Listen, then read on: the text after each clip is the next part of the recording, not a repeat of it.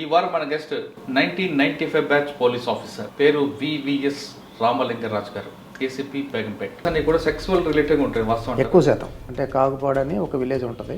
ఆ గ్రామంలో ఒక డ్రైనేజ్లో ఒక డెడ్ బాడీ పడి ఉందని చెప్పి ఇన్ఫర్మేషన్ వచ్చింది. డెడ్ బాడీ ఉందని చూస్తే ఎవరో తెలియదు.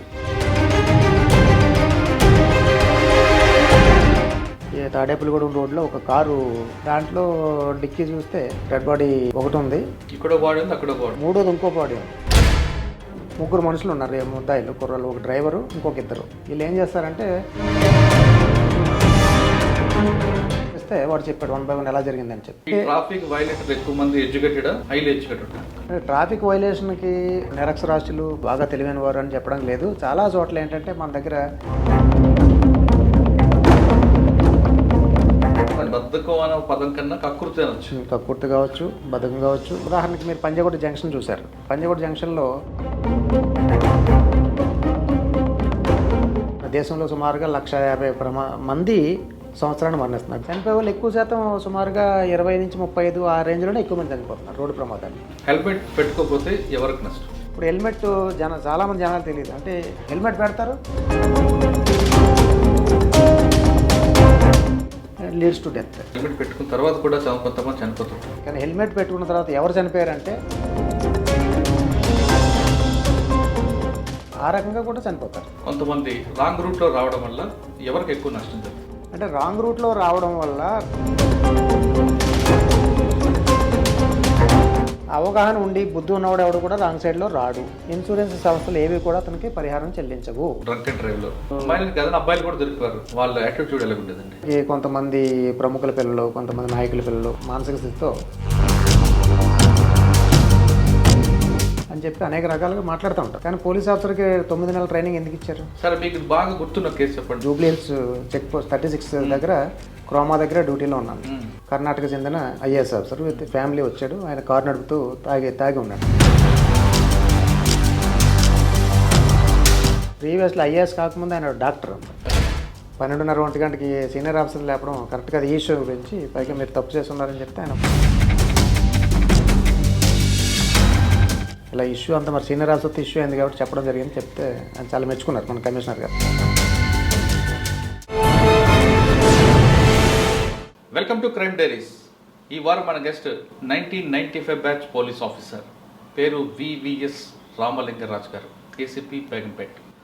రామలింగరాజు గారు సిటీలో పంజాగుట్ట ట్రాఫిక్, బంజారాస్ ట్రాఫిక్, పేట్ బషీరాబాద్ పనిచేసి ప్రస్తుతం బేగంపేట్ ఏసీపీగా పనిచేస్తున్నారు.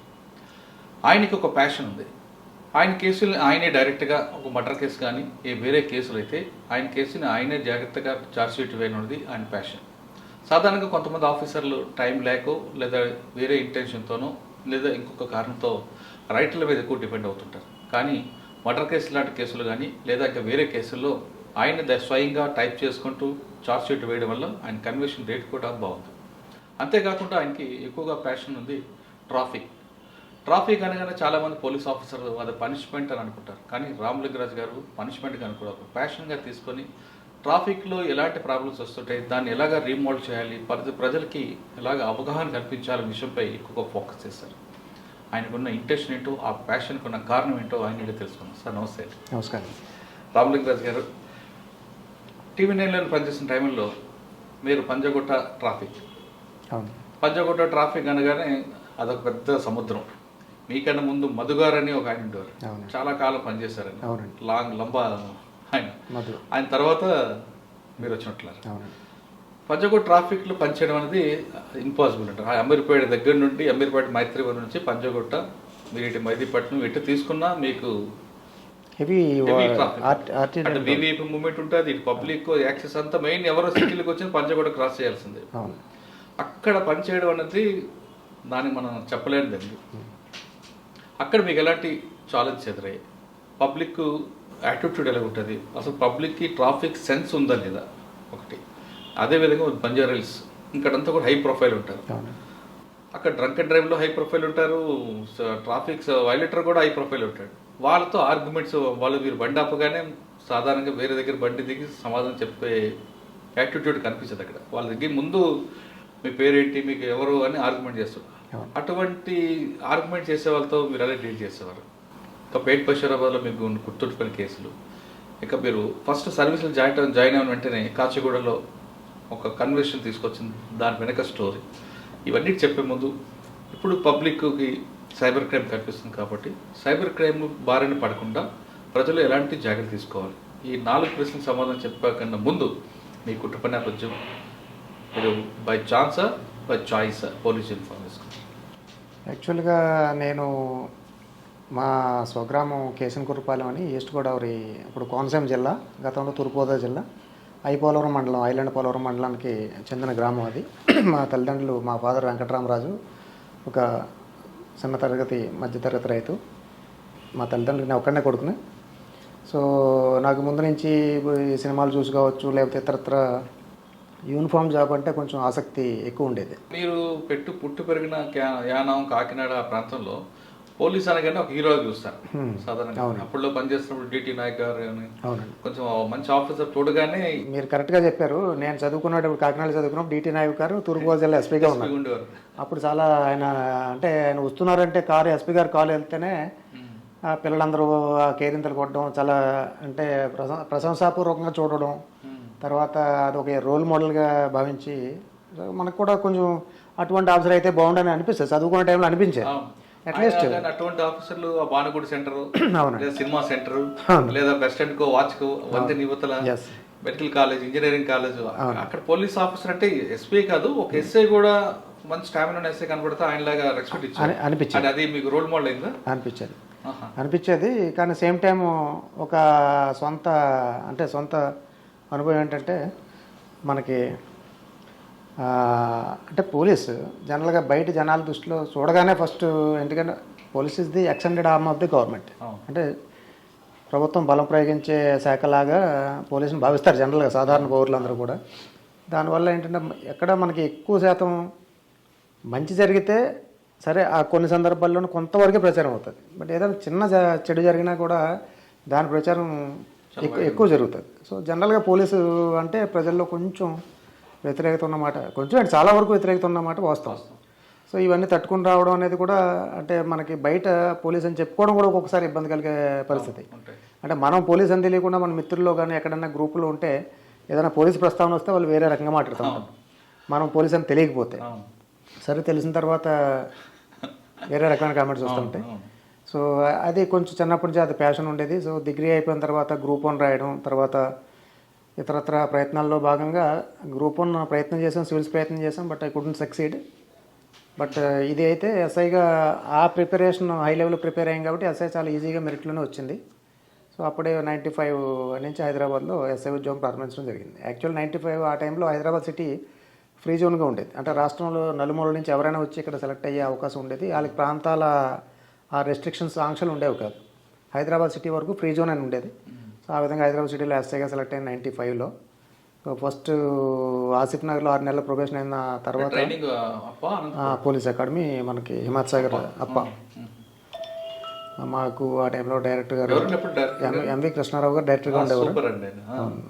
సో ఆయన టైంలో ఆ సెక్షన్ అయితే మాకు చాలా కఠినంగా జరిగింది. ఆ సెక్షన్ అనంతరం ఒక 6 నెలల్లో ఆసిఫ్ నగర్ పోలీస్ స్టేషన్లో ప్రొబేషనరీ ఎస్ఐగా ఉన్నాను. తర్వాత ఇక్కడ మన కాచిగూడలో ఒక 3 సంవత్సరాలు ఎస్ఐగా పనిచేశాను. అంటే 96 నుంచి 99 వరకు కాచిగూడలో పనిచేశాను. మీరు ఇంతకుముందు అడిగిన సందర్భం అదే. అంటే ఎర్లీ డేస్లో, అంటే సర్వీస్లో చేరిన కొత్తలోనే ఒక మర్డర్ కేసులో లైఫ్ కన్విక్షన్ వచ్చింది. అంటే కొంచెం అపారమైన తక్కువ సర్వీస్లో మర్డర్ కేసులో యావజ్జీవ శిక్ష తీసుకోవడం అనేది, మర్డర్ కేసులో నేను ఐవో కాదు, కానీ ఏదో కారణం నాకు ఇన్స్పెక్టర్ గారు సుహాస్ చతుర్వేది గారని ఉండేవారు కాచిగూడలో. వారి కింద నేను ఎస్ఐగా పనిచేసినప్పుడు కాచిగూడ రైల్వే స్టేషన్కి కాచిగూడ పోలీస్ స్టేషన్కి సుమారుగా 50-100 మీటర్ల దూరం ఉంటుంది, దగ్గరలో ఉంటుంది. సో ఒక మర్డర్ అయింది సాయంత్రం 4-5 గంటల టైంలో. ఒక ర్యాగ్ పిక్కర్ మర్డర్ అయింది. ఆ మర్డర్లో ఇన్స్పెక్టర్ గారు లేని కారణంగా ఆ సెక్టర్ ఎస్ఐ నేను, ఆ రైల్వే స్టేషన్ సెక్టర్కి నేను ఎస్ఐ. సో ఇన్స్పెక్టర్ గారు లేరు కాబట్టి ఇన్వెస్టిగేషన్ టేకప్ చేయమంటే సుమారుగా ఒక 8-10 స్టేట్మెంట్ రికార్డ్ చేయడం, సైంటిఫిక్గా అప్పుడే ట్రైనింగ్ చేసి వచ్చాం కాబట్టి సైంటిఫిక్ శాస్త్రీయ పద్ధతిలో ఎవిడెన్స్ సేకరించడం, బ్లడ్ కింద కారిన బ్లడ్ శాంపిల్, కంట్రోల్ ఎర్త్ ఇవన్నీ సేకరించడం, శాస్త్రీయంగా ఏవైతే చేయాలో అన్నీ పగడబందీగా చేసి అందరు విట్నెసెస్ స్టేట్మెంట్స్ అన్నీ కూడా ప్రాపర్గా స్పాట్కి వెళ్ళి స్పాట్లోనే టైప్ చేసుకుని నేను చార్జ్ అది వీలైనంత వరకు అంటే 80% ఆఫ్ ది ఇన్వెస్టిగేషన్ నాదే జరిగింది. ఇన్స్పెక్టర్ గారు నా ఇన్వెస్టిగేషన్ వెరిఫై చేసి ఛార్జ్ షీట్ వేశారు. కానీ సాధారణంగా ఐఓలు అంటే మీకు ఇచ్చారు కాబట్టి టైపిస్ట్ మీద లేదా రైటర్ మీద ఆధారపడతారు కదా, మరి మీరు ఎందుకు చేసుకున్నారు?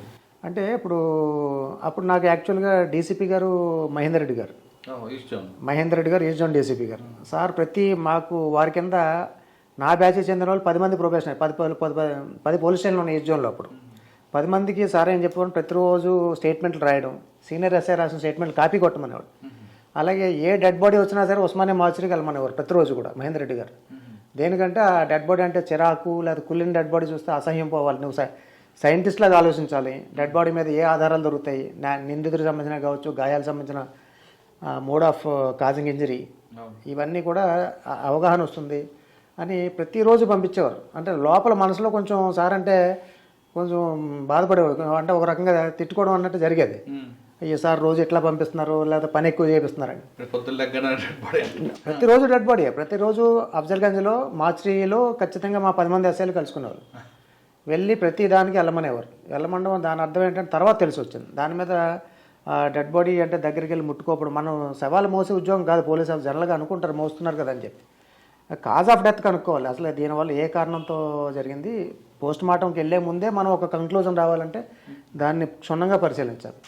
సో ఆయన చెప్పిన దాని మీద అవి బాగా మాకు స్టేట్మెంట్స్ మీరే చేత్తో రాసుకోవడం, టైప్ వస్తే టైప్ చేసుకోవడం అనేది ఆయన బాగా స్ట్రెస్ చేసి చెప్పేవారు. సో దాని మీద నేను కూడా అదేవిధంగా అక్కడ టైప్ మిషన్ తెప్పించుకుని కూర్చుని కాచిగూడ రైల్వే స్టేషన్ పక్కన ఒక చిన్న హోటల్ ఉంటే అక్కడ కూర్చొని కొట్టుకున్నాను స్టేట్మెంట్స్.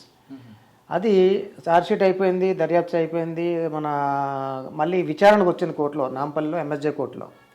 విచారణకు వచ్చినప్పుడు ఈ ఇన్స్పెక్టర్ గారు ఏదో కారణంతో లీవ్లో ఉండడం వల్ల ఇన్వెస్టిగేషన్ ఎక్కువ శాతం నేనే చేశాను. అందులో మర్డర్ కేసు నేను చేయకూడదు, కానీ ఫైనల్గా 80% ఇన్వెస్టిగేషన్ జరిగింది. జరిగిన తర్వాత అదంతా కూడా కోర్టులో ఎవిడెన్స్ చెప్పినప్పుడు అంతా బాగానే శాస్త్రీయంగా జరిగిందంతా కన్విన్స్ అయ్యారు జడ్జి గారు. తర్వాత డిఫెన్స్ కౌన్సిల్ ఒక పాయింట్ పట్టుకున్నట్టు, అంటే ఇవన్నీ టైప్ చేసి ఉన్న స్టేట్మెంట్స్ జనరల్గా రాస్తారు కదా, రాస్తే నీ రైటింగ్గా అడుగుతారు, నీ హ్యాండ్ రైటింగ్ స్వదస్తూరినా కదా అనేది.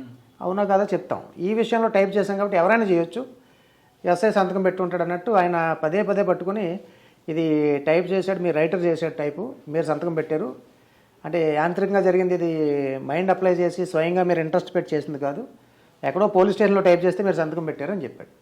సాక్షుల్ని చట్ట ప్రకారం ఎక్కడైతే మనం విచారణ చేస్తాం అక్కడే సాక్షుల స్టేట్మెంట్ రాసుకోవాలి. ఇది మర్డర్ జరిగిన రైల్వే స్టేషను, అక్కడే సాక్షుల్ని విచారణ చేయాలి, కానీ మీరు పోలీస్ స్టేషన్లో చేశారనేది ఆయన పట్టుకున్నారు. లేదు నేను స్వయంగా చేశాను కాబట్టి నాకు ఆ కాన్ఫిడెన్స్ ఉంది, అంటే నేనే టైప్ చేసుకున్నాను కాబట్టి నేను గట్టిగా ఖండించి పదే ఖండించిన తర్వాత జడ్జి గారు కూడా చెప్పారు, జాగ్రత్త, నువ్వు ఈ శాంతి పద్ధతులన్నీ నీ భుజం మీద ఉన్నాయి, నువ్వు చెప్పిన ఈ ఆన్సర్ వల్ల తప్పుడు ఆన్సర్ చెప్తే లా అండ్ ఆర్డర్ దెబ్బతింటుంది, అంటే నేరస్తుడికి బెనిఫిట్ జరుగుతుంది అని చెప్పి వార్నింగ్ ఇచ్చారు జడ్జి గారు. లేదు సార్ నేనే చేశానని మరీ గట్టిగా చెప్పాను నమ్మకంతో. అప్పుడు టైప్ చేసి చూపిస్తావా అన్నారు. అక్కడే టైపిస్ట్ స్టేట్మెంట్ ఉంటుంది, టైప్ మిషన్ ఇచ్చారు, న్యూస్ పేపర్ ఇచ్చి టైప్ చేయమని చెప్పారు. నేను ఆల్రెడీ హయ్యర్ పాస్ అయ్యి ఉన్నాను టైప్. నేను కొట్టే స్పీడ్కి స్పీడ్ కావచ్చు, ఆ రిథమ్ కావచ్చు, దాన్ని చూసి జడ్జి గారు చాలా ఇంప్రెస్ అయ్యారు. సో వీడు అబద్ధం చెప్పట్లేదు, ఇన్వెస్టిగేషన్ వాడు స్వయంగా ఇంట్రెస్ట్ పెట్టి చేసుకున్నాడు, వాడే టైప్ చేసాడని నమ్మారు. నమ్మి ఆ కేసులో యావజ్జీవ శిక్ష పడింది ఆ ముద్దాయికి. అన్ని అడ్వకేట్ ఏం పట్టుకున్నాడు, డిఫెన్స్ అడ్వకేట్, అన్ని విధాలుగా సైంటిఫిక్గా జరిగింది ఇన్వెస్టిగేషను. ఇంకా మనల్ని తప్పు సరిగా చేయలేదని చెప్పడానికి పాయింట్ లేక ఇందులో దొరుకుతాడేమో అనుకుని టైపిస్ట్ చేశాడు, ఈ స్టేట్మెంట్స్ అన్ని టైప్ చేశాడు, నువ్వు సంతకం పెట్టావు అన్నారు, సాక్షుల స్టేట్మెంట్స్. సో అది కూడా రూల్ అవుట్ అయిపోయింది. సో ఇంకా కేసు కొట్టడానికి ఆస్కారం దొరక్క జడ్జి గారు అది అందులో యావజ్జీవ శిక్ష విధించారు. సో నాకు అపారమైన సంతృప్తి కలిగింది. అంటే ఒక 4 నెలలు 3.5 లేదా 4 సంవత్సరాల లోపలే కేసు డిస్పోజల్ అయింది. సరే, ఆ కేసులో అప్పుడు కన్విషన్ వచ్చినందుకు లైఫ్ మహేందర్ రెడ్డి గారు ఏమన్నారు? అంటే మహేందర్ రెడ్డి నేను ఏమైందంటే ఇది ఆఫీసర్స్ అయితే నాకు ప్రమోద్ కుమార్ గారు ఏసీపీగా ఉన్నారు అప్పుడు, కాచిగూడ ఏసీపీ. మహేందర్ రెడ్డి గారిని కలిసే అవకాశం దొరకలేదు ఆ టైంలో. ప్రమోద్ కుమార్ గారు పిలిచి అయితే ఆయన కంగ్రాచులేట్ చేశారు, నాకు రివార్డు కూడా ఇప్పించారు. అప్పుడు అది కొంచెం సాటిస్ఫాక్షన్ అది ఒకటే కేసు అండి మిగతా అంటే ఖర్చు కూడా Initially. ఎక్కువగా ఫస్ట్లో. పీపీఈ ఎక్కువ ఉంటాయి కదా పాపం మనం పాకెటింగ్ ఎక్కువ ఉంటాయి. అవునవును. కానీ అది వేరే డిఎస్ఐ వేరే ఉంటాడు కదా, క్రైమ్ కేసులు చూసి ఎస్ఐ డిఎస్ఐ వేరే ఉంటారు. నేనేదో లా అండ్ ఆర్డర్ ఎస్ఐ కాబట్టి తర్వాత ఎక్కడికి వచ్చారంటే కాచిగూడ నుండి. కాచిగూడ తర్వాత నేను ఒక 7.5 years almost west Godavari deputation పెట్టుకున్నాను. వెస్ట్ గోదావరిలో ఒక తాడేపల్లిగూడెం టౌను, తర్వాత చేబ్రోలు, గణపవరం, చింతలపూడి అని ఒక 4 ప్లేసెస్లో 7.5 సంవత్సరాలు పీరియడ్ అక్కడ ఎస్ఐగా పనిచేశాను. ఓకే సార్, ఇక్కడికి అక్కడికి క్రైమ్ నేచర్ ఏమైనా డిఫరెంట్ ప్యాటర్న్ ఒకటే ప్యాటర్న్? అంటే సిటీలో పాపులేషన్ ఫుట్ఫాల్ ఎక్కువ, జనాలు ఏ ప్లేస్ తీసుకున్నా జనాలు రాకపోకలు. ఇప్పుడు కాచిగూడ ఉంది రైల్వే స్టేషను, వేరే ప్రాంతాల్లో జన సాంద్రత ఎక్కువ. ఇక్కడ జిల్లాల్లో వేరే రకాల కేసులు ఉంటాయి. ఏది పొలాల్లో సరిహద్దులు గొట్టలు కాడ ఏదో పొలాలు ఇటు ఆక్రమించాడని, లేకపోతే గ్రామాల్లో నీళ్లు పట్టుకునే కాడ కూడా ఆడవాళ్ళు గొట్టలాడుకుంటారు, అది కూడా కేసే. కానీ చిన్న చిన్న న్యూసెన్స్ ఉంటాయి కానీ తీవ్రమైన ఉండవు. కొన్ని వేరే ఇతరత్ర ఆత్మహత్యలు అలాంటివి అయితే జనరల్. ఇవన్నీ హెచ్బీలు ఎలా ఉంటాయి? హెచ్బీలు ఉంటాయి కానీ ఈ డే ఉంటాయి. నైట్ ఎక్కువ శాతం ఉంటాయి, డే టైం చాలా తక్కువ. ఎక్కువగా మీరు చెప్పిన ఆ ప్రాంతం అంతా కూడా మర్డర్స్ అన్ని కూడా సెక్సువల్ రిలేటెడ్ ఉంటాయి వాస్తవం. ఎక్కువ శాతం సెక్సువల్ జెలసీ వల్లనే అక్రమ సంబంధాలు లేని కారణంతో పట్టుబడితే వాడు ఇక తట్టుకోలేని ఆవేశానికి ఇంకా పనిచేస్తున్న 7.5 సంవత్సరాలు బాగా మెమరబుల్ కేసు ఉందండి ఇక్కడ. అంటే ఒక సెక్సువల్ జెలసీ కాదు కానీ ఒక dacoity and murder for gain ఒకటి అయింది, సెన్సేషనల్ కేసు. చేబ్రోల్లో నేను 2000 సంవత్సరంలో పనిచేస్తున్నాను అనమాట. అక్కడ ఒకరోజు ఒక గ్రామంలో, అంటే కాగుపాడని ఒక విలేజ్ ఉంటుంది, ఆ గ్రామంలో ఒక డ్రైనేజ్లో ఒక డెడ్ బాడీ పడి ఉంది అని చెప్పి ఒక ఇన్ఫర్మేషన్ వచ్చింది. సరే ఇన్ఫర్మేషన్ వస్తే ఇమీడియట్గా సరే రాత్రి 9:30-10 గంటలకు వచ్చింది. వెంటనే నేను ఒక స్టేషన్కి ఎస్ఐ మండలానికి, ఉంగుటూరు మండలం, అది చేబ్రోలు పోలీస్ స్టేషన్ అంటారు. రాత్రి నేను కొంత టీం తీసుకుని అక్కడికి వెళ్తే డెడ్ బాడీ ఉందని చూస్తే ఎవరో తెలియదు. సరే అక్కడ తెలియదు. సరే వెతికిన తర్వాత కొంత దూరం వెళ్ళిన తర్వాత మళ్ళీ ఈ తాడేపల్లిగూడెం రోడ్లో ఒక కారు ఉంది, అంబాసిడర్ కారు అబాండన్ చేసి ఉంది. దాంట్లో డిక్కీ చూస్తే డెడ్ బాడీ ఒకటి ఉంది, దాని నిండా వెనకాలంతా బ్లడ్ ఉంది. ఇక్కడ బాడీ ఉంది, అక్కడ బాడీ. మూడోది ఇంకో బాడీ ఉంది, గొల్లగూడెం అని ఇంకో విలేజ్లో ఉంది. అసలు ఎలా జరిగిందని చెప్తాను. వీళ్ళు ముగ్గురు కూడా ఈ కారులో ముగ్గురు మనుషులు ఉన్నారు, ముద్దాయిలు కుర్రలు, ఒక డ్రైవరు, ఇంకొక ఇద్దరు. వీళ్ళు ఏం చేస్తారంటే అప్పుడు గ్రామాల్లో రాత్రి 9-8:30 దాటిపోయిన తర్వాత ఇంక బస్సులు తక్కుపోతాయి. బస్సులు తక్కువ ఉంటాయి కాబట్టి వాళ్ళు ఏం చేస్తారంటే పలానా ఊరు, ఉంగుటూరు, చేబ్రోలు, అలా ఇతరత్ర గ్రామం, నల్లజర్ల అని చెప్పి అక్కడ అలా పోవడానికి వాళ్ళు ఏలూరులో బస్ స్టాండ్ దగ్గర ఉన్నారు. వీళ్ళు ముగ్గురు కారులో ఎవరైతే ఉన్నారో అక్కడ పలానా ఊరు అని చెప్పినప్పుడు ఈ క్యాండిడేట్కి వాడు ఇతర ప్యాసింజర్లు అనుకున్నాడు, తోటి ప్యాసింజర్లు అనుకుని. వీళ్ళు ఏం చేశారంటే గ్రామాలకు వెళ్ళే వాళ్ళని పలానా ఒక్కడిని ఎక్కించుకున్నారు, రెండోని ఎక్కించుకున్నారు, మూడోని ఎక్కించుకున్నారు, ముగ్గురు అలా ఎక్కించుకున్నారు. నల్లజర్లు వెళ్ళాలి, చేబ్రోలు వెళ్ళాలని చెప్పి ఎక్కించుకున్న తర్వాత వాళ్ళు తీసుకొచ్చి రాత్రి ఊరు చివర ఒకడు ఒంటి మీద ఉన్న ఈ ఉంగరాలు, గోల్డ్ వాళ్ళు కొట్టి ఒకరిని చంపేసి అక్కడ బోధలో పడేశారు, ఒక ఊరు చేబ్రోల దగ్గర. రెండోది ఒక కారు మళ్ళీ ఇంకొకటి తీసుకొచ్చి గొల్లగూడెం అని ఒక చోట పడేశారు, ఇంకొకరిని కొట్టి కారులో ఉంది. ఈ ముగ్గురు దగ్గర ఉంగరాలు, ఒంటి మీద ఉన్న డబ్బు అంతా దొంగతనం చేశారు. సార్ మూడు మర్డర్లే కదా. ఫస్ట్ మర్డర్ అప్పుడు ఇద్దరు అక్కడ ఉన్నారా, లేదంటే ఒకటి చంపినారు, ఒకటి చెప్తున్నాడా? ఒకరిని కొట్టిన తర్వాత ఊరు చివరి తీసుకెళ్ళి ఎవరు లేని ప్రాంతం ముగ్గురిని కొట్టి లోపల పడేశారు డిక్కీలో. వాళ్ళ భయానికి, అంటే కుర్రోళ్ళు 25 సంవత్సరాలు, 24, 23 సంవత్సరాలు వాళ్ళే ముగ్గురు కూడా. అయితే వాళ్ళకి భయానికి ఏం చేయలేదు తెలియక ఒక రూట్లో వెళ్ళారు. కంగారు పడి పోలీస్ చెకింగ్ అవుతుంది తాడేపల్లిగూడెం రోడ్లో. ఆ కాగుపాడని మెయిన్ రోడ్ నుంచి రైట్ సైడ్కి లోపల ఉంటుంది. ఆ ఊరికి లోపల పోయి అక్కడ ఊర్లో ఎటుపోవాలో తెలియక ఓ బాడీని ఒక గుర్రపడెక్క ఉన్న కాలువలో పడేశారు. సార్ అక్కడ ఆ ఊర్లో ఎవరెవరన్నా అని అలా రాత్రిపూట కారు వస్తే ఎవరో రైతులు వాళ్ళు ఎవరెవరని తొంగి చూసి అడుగుతూ ఉంటే కంగారు పడి వచ్చి మళ్ళీ ఇంకో చోట ఇంకొక బాడీ పడేశారు. ఇంకోటి కారులో వదిలేసి పోయారు. పోయిన తర్వాత ఆ కాగుపాడు ఊరోళ్ళు చెప్పిన తర్వాత వెంటనే వెతికి మన వాళ్ళు ఇమ్మీడియట్ చెక్ చేస్తే కారు దొరికింది. కారు దొరికిన తర్వాత ఈ పర్సన్స్ ఎవరైతే ఉన్నారో వాడు ఒకడు కారు దగ్గరే టచ్ ఆడుతున్నాడు అక్కడక్కడే, ఎవరు అబ్జర్వ్ చేయడానికి. వాడు అనుమానం వచ్చి ఎవడో అనుకుని తీసుకొచ్చి కొంచెం ఇంటర్గేట్ చేస్తే వాడు చెప్పాడు 1 by 1 ఎలా జరిగిందని చెప్పి. ఈ ముగ్గురు కూడా ఈ డబ్బు అంటే మర్డర్ ఫర్ గెయిన్ అనమాట. వాళ్ళు పెద్దగా వచ్చింది ఏం లేదు, ఒంటి మీద ఉన్న 2-3 ఉంగరాలు, తర్వాత ఏదో చిన్న చిన్న వ్యాపారాలు చేసుకుని వచ్చి జేబులో ఉన్న డబ్బులు అవి కొట్టడం కోసం చేశారు. అందులో అప్పుడు ఆ రోజుల్లో సీసీటీవీ కెమెరాలు ఏమీ లేవు. కేవలం ఆ సాక్షులు ఆ ఊరికాడ అక్కడ ఆగిన వాళ్ళు ఆడిపిన వాళ్ళు అలాంటి పెట్టి ఎవిడెన్స్ తీసుకుంటే ముగ్గురికి అది కూడా లైఫ్ కన్విక్షన్ పడింది. నేను ఎస్ఐ, బట్ మా ఇన్స్పెక్టర్ గారు అందులో ఐఓ. ఇనీషియల్ ఇన్వెస్టిగేషన్ నేనే చేశాను అందులో. అది కూడా కొంచెం మనకి ఈ పొజిషన్ అనేది ఉంగుటూరా చేబ్రోలు తర్వాత అండి ఇంకా 7.5 సంవత్సరాలు 7.5 సంవత్సరాలు అంటే సెన్సేషనల్ అయితే ఇవే. ఎక్కువగా సెక్సువల్ జెల్సీ ఎందుకు అవుతాయండి? అంటే డబ్బులు ఎక్కువ ఉండడం వల్ల? ఇక ఈ అక్రమ సంబంధాలకి దానికి ఈ స్పెసిఫిక్ సంవత్సరానికి 3 పంటలు వస్తాయి, డబ్బులు ఎక్కువ ఉండడం వల్ల అంటారు కొంతమంది. వాస్తవం అది దానికి ఈ డబ్బు ఆదాయానికి లింక్ లేదు దానికి. అంటే ఆ 2 జిల్లాలు ఎక్కువ కనిపిస్తుంటాయి కదండి. కొంచెం అంటే జనరల్గా వెల్తీ పీపుల్ ఆ జిల్లాలో సారవంతమైన భూములు 1 ఎకరం ఉన్నా కూడా బాగా గడిచే పరిస్థితి ఉంటుంది, ఆదాయం ఉంటుంది భూమి మీద. కొంచెం సంపన్న ప్రాంతాలు అవి అనుకున్న అటువంటివి ఉన్నమాట వాస్తవమే. కానీ బట్ డబ్బు ఒకటే సెక్సువల్ జెల్సీకి కారణం అని చెప్పుకోవడం కరెక్ట్ కాకపోవచ్చు. దాంతోపాటు ఎస్సీ ఎస్టీ కేసులు ఎక్కువ నమోదవుతాయి కదా? ఎస్సీ ఎస్టీ కేసులు బాగానే ఉన్నాయి. ఎస్సీ ఎస్టీ కేసులు అన్ని కొన్ని అందులో 80% ఫేక్ ఉంటాయి కదండి. అంటే అన్నీ ఫేక్ అని చెప్పలేము. కాకపోతే అంటే మనకి అందులో ఎస్సీ ఎస్టీ యాక్ట్లో ఉన్న ఏంటంటే వాళ్ళు బలహీన వర్గాలు చెందిన వారిని ఏదో రకంగా వాళ్ళని ఆ వేధింపుల నుంచి బయటికి తీసుకురావాలనే కాన్సెప్ట్ తోటి చట్టం రూపొందించబడింది.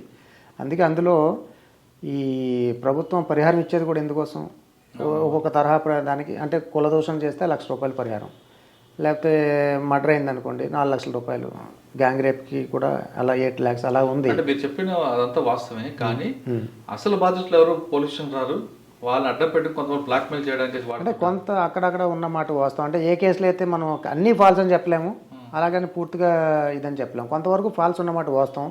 ఎక్కడైతే కంప్లైనెంట్ ఫిర్యాదు డైరెక్ట్ పోలీస్ స్టేషన్కి వచ్చి కంప్లైంట్ ఇచ్చి కేసు నమోదు చేయించుకుంటారో అది వాస్తవం ఉంటుంది చాలాసార్లు.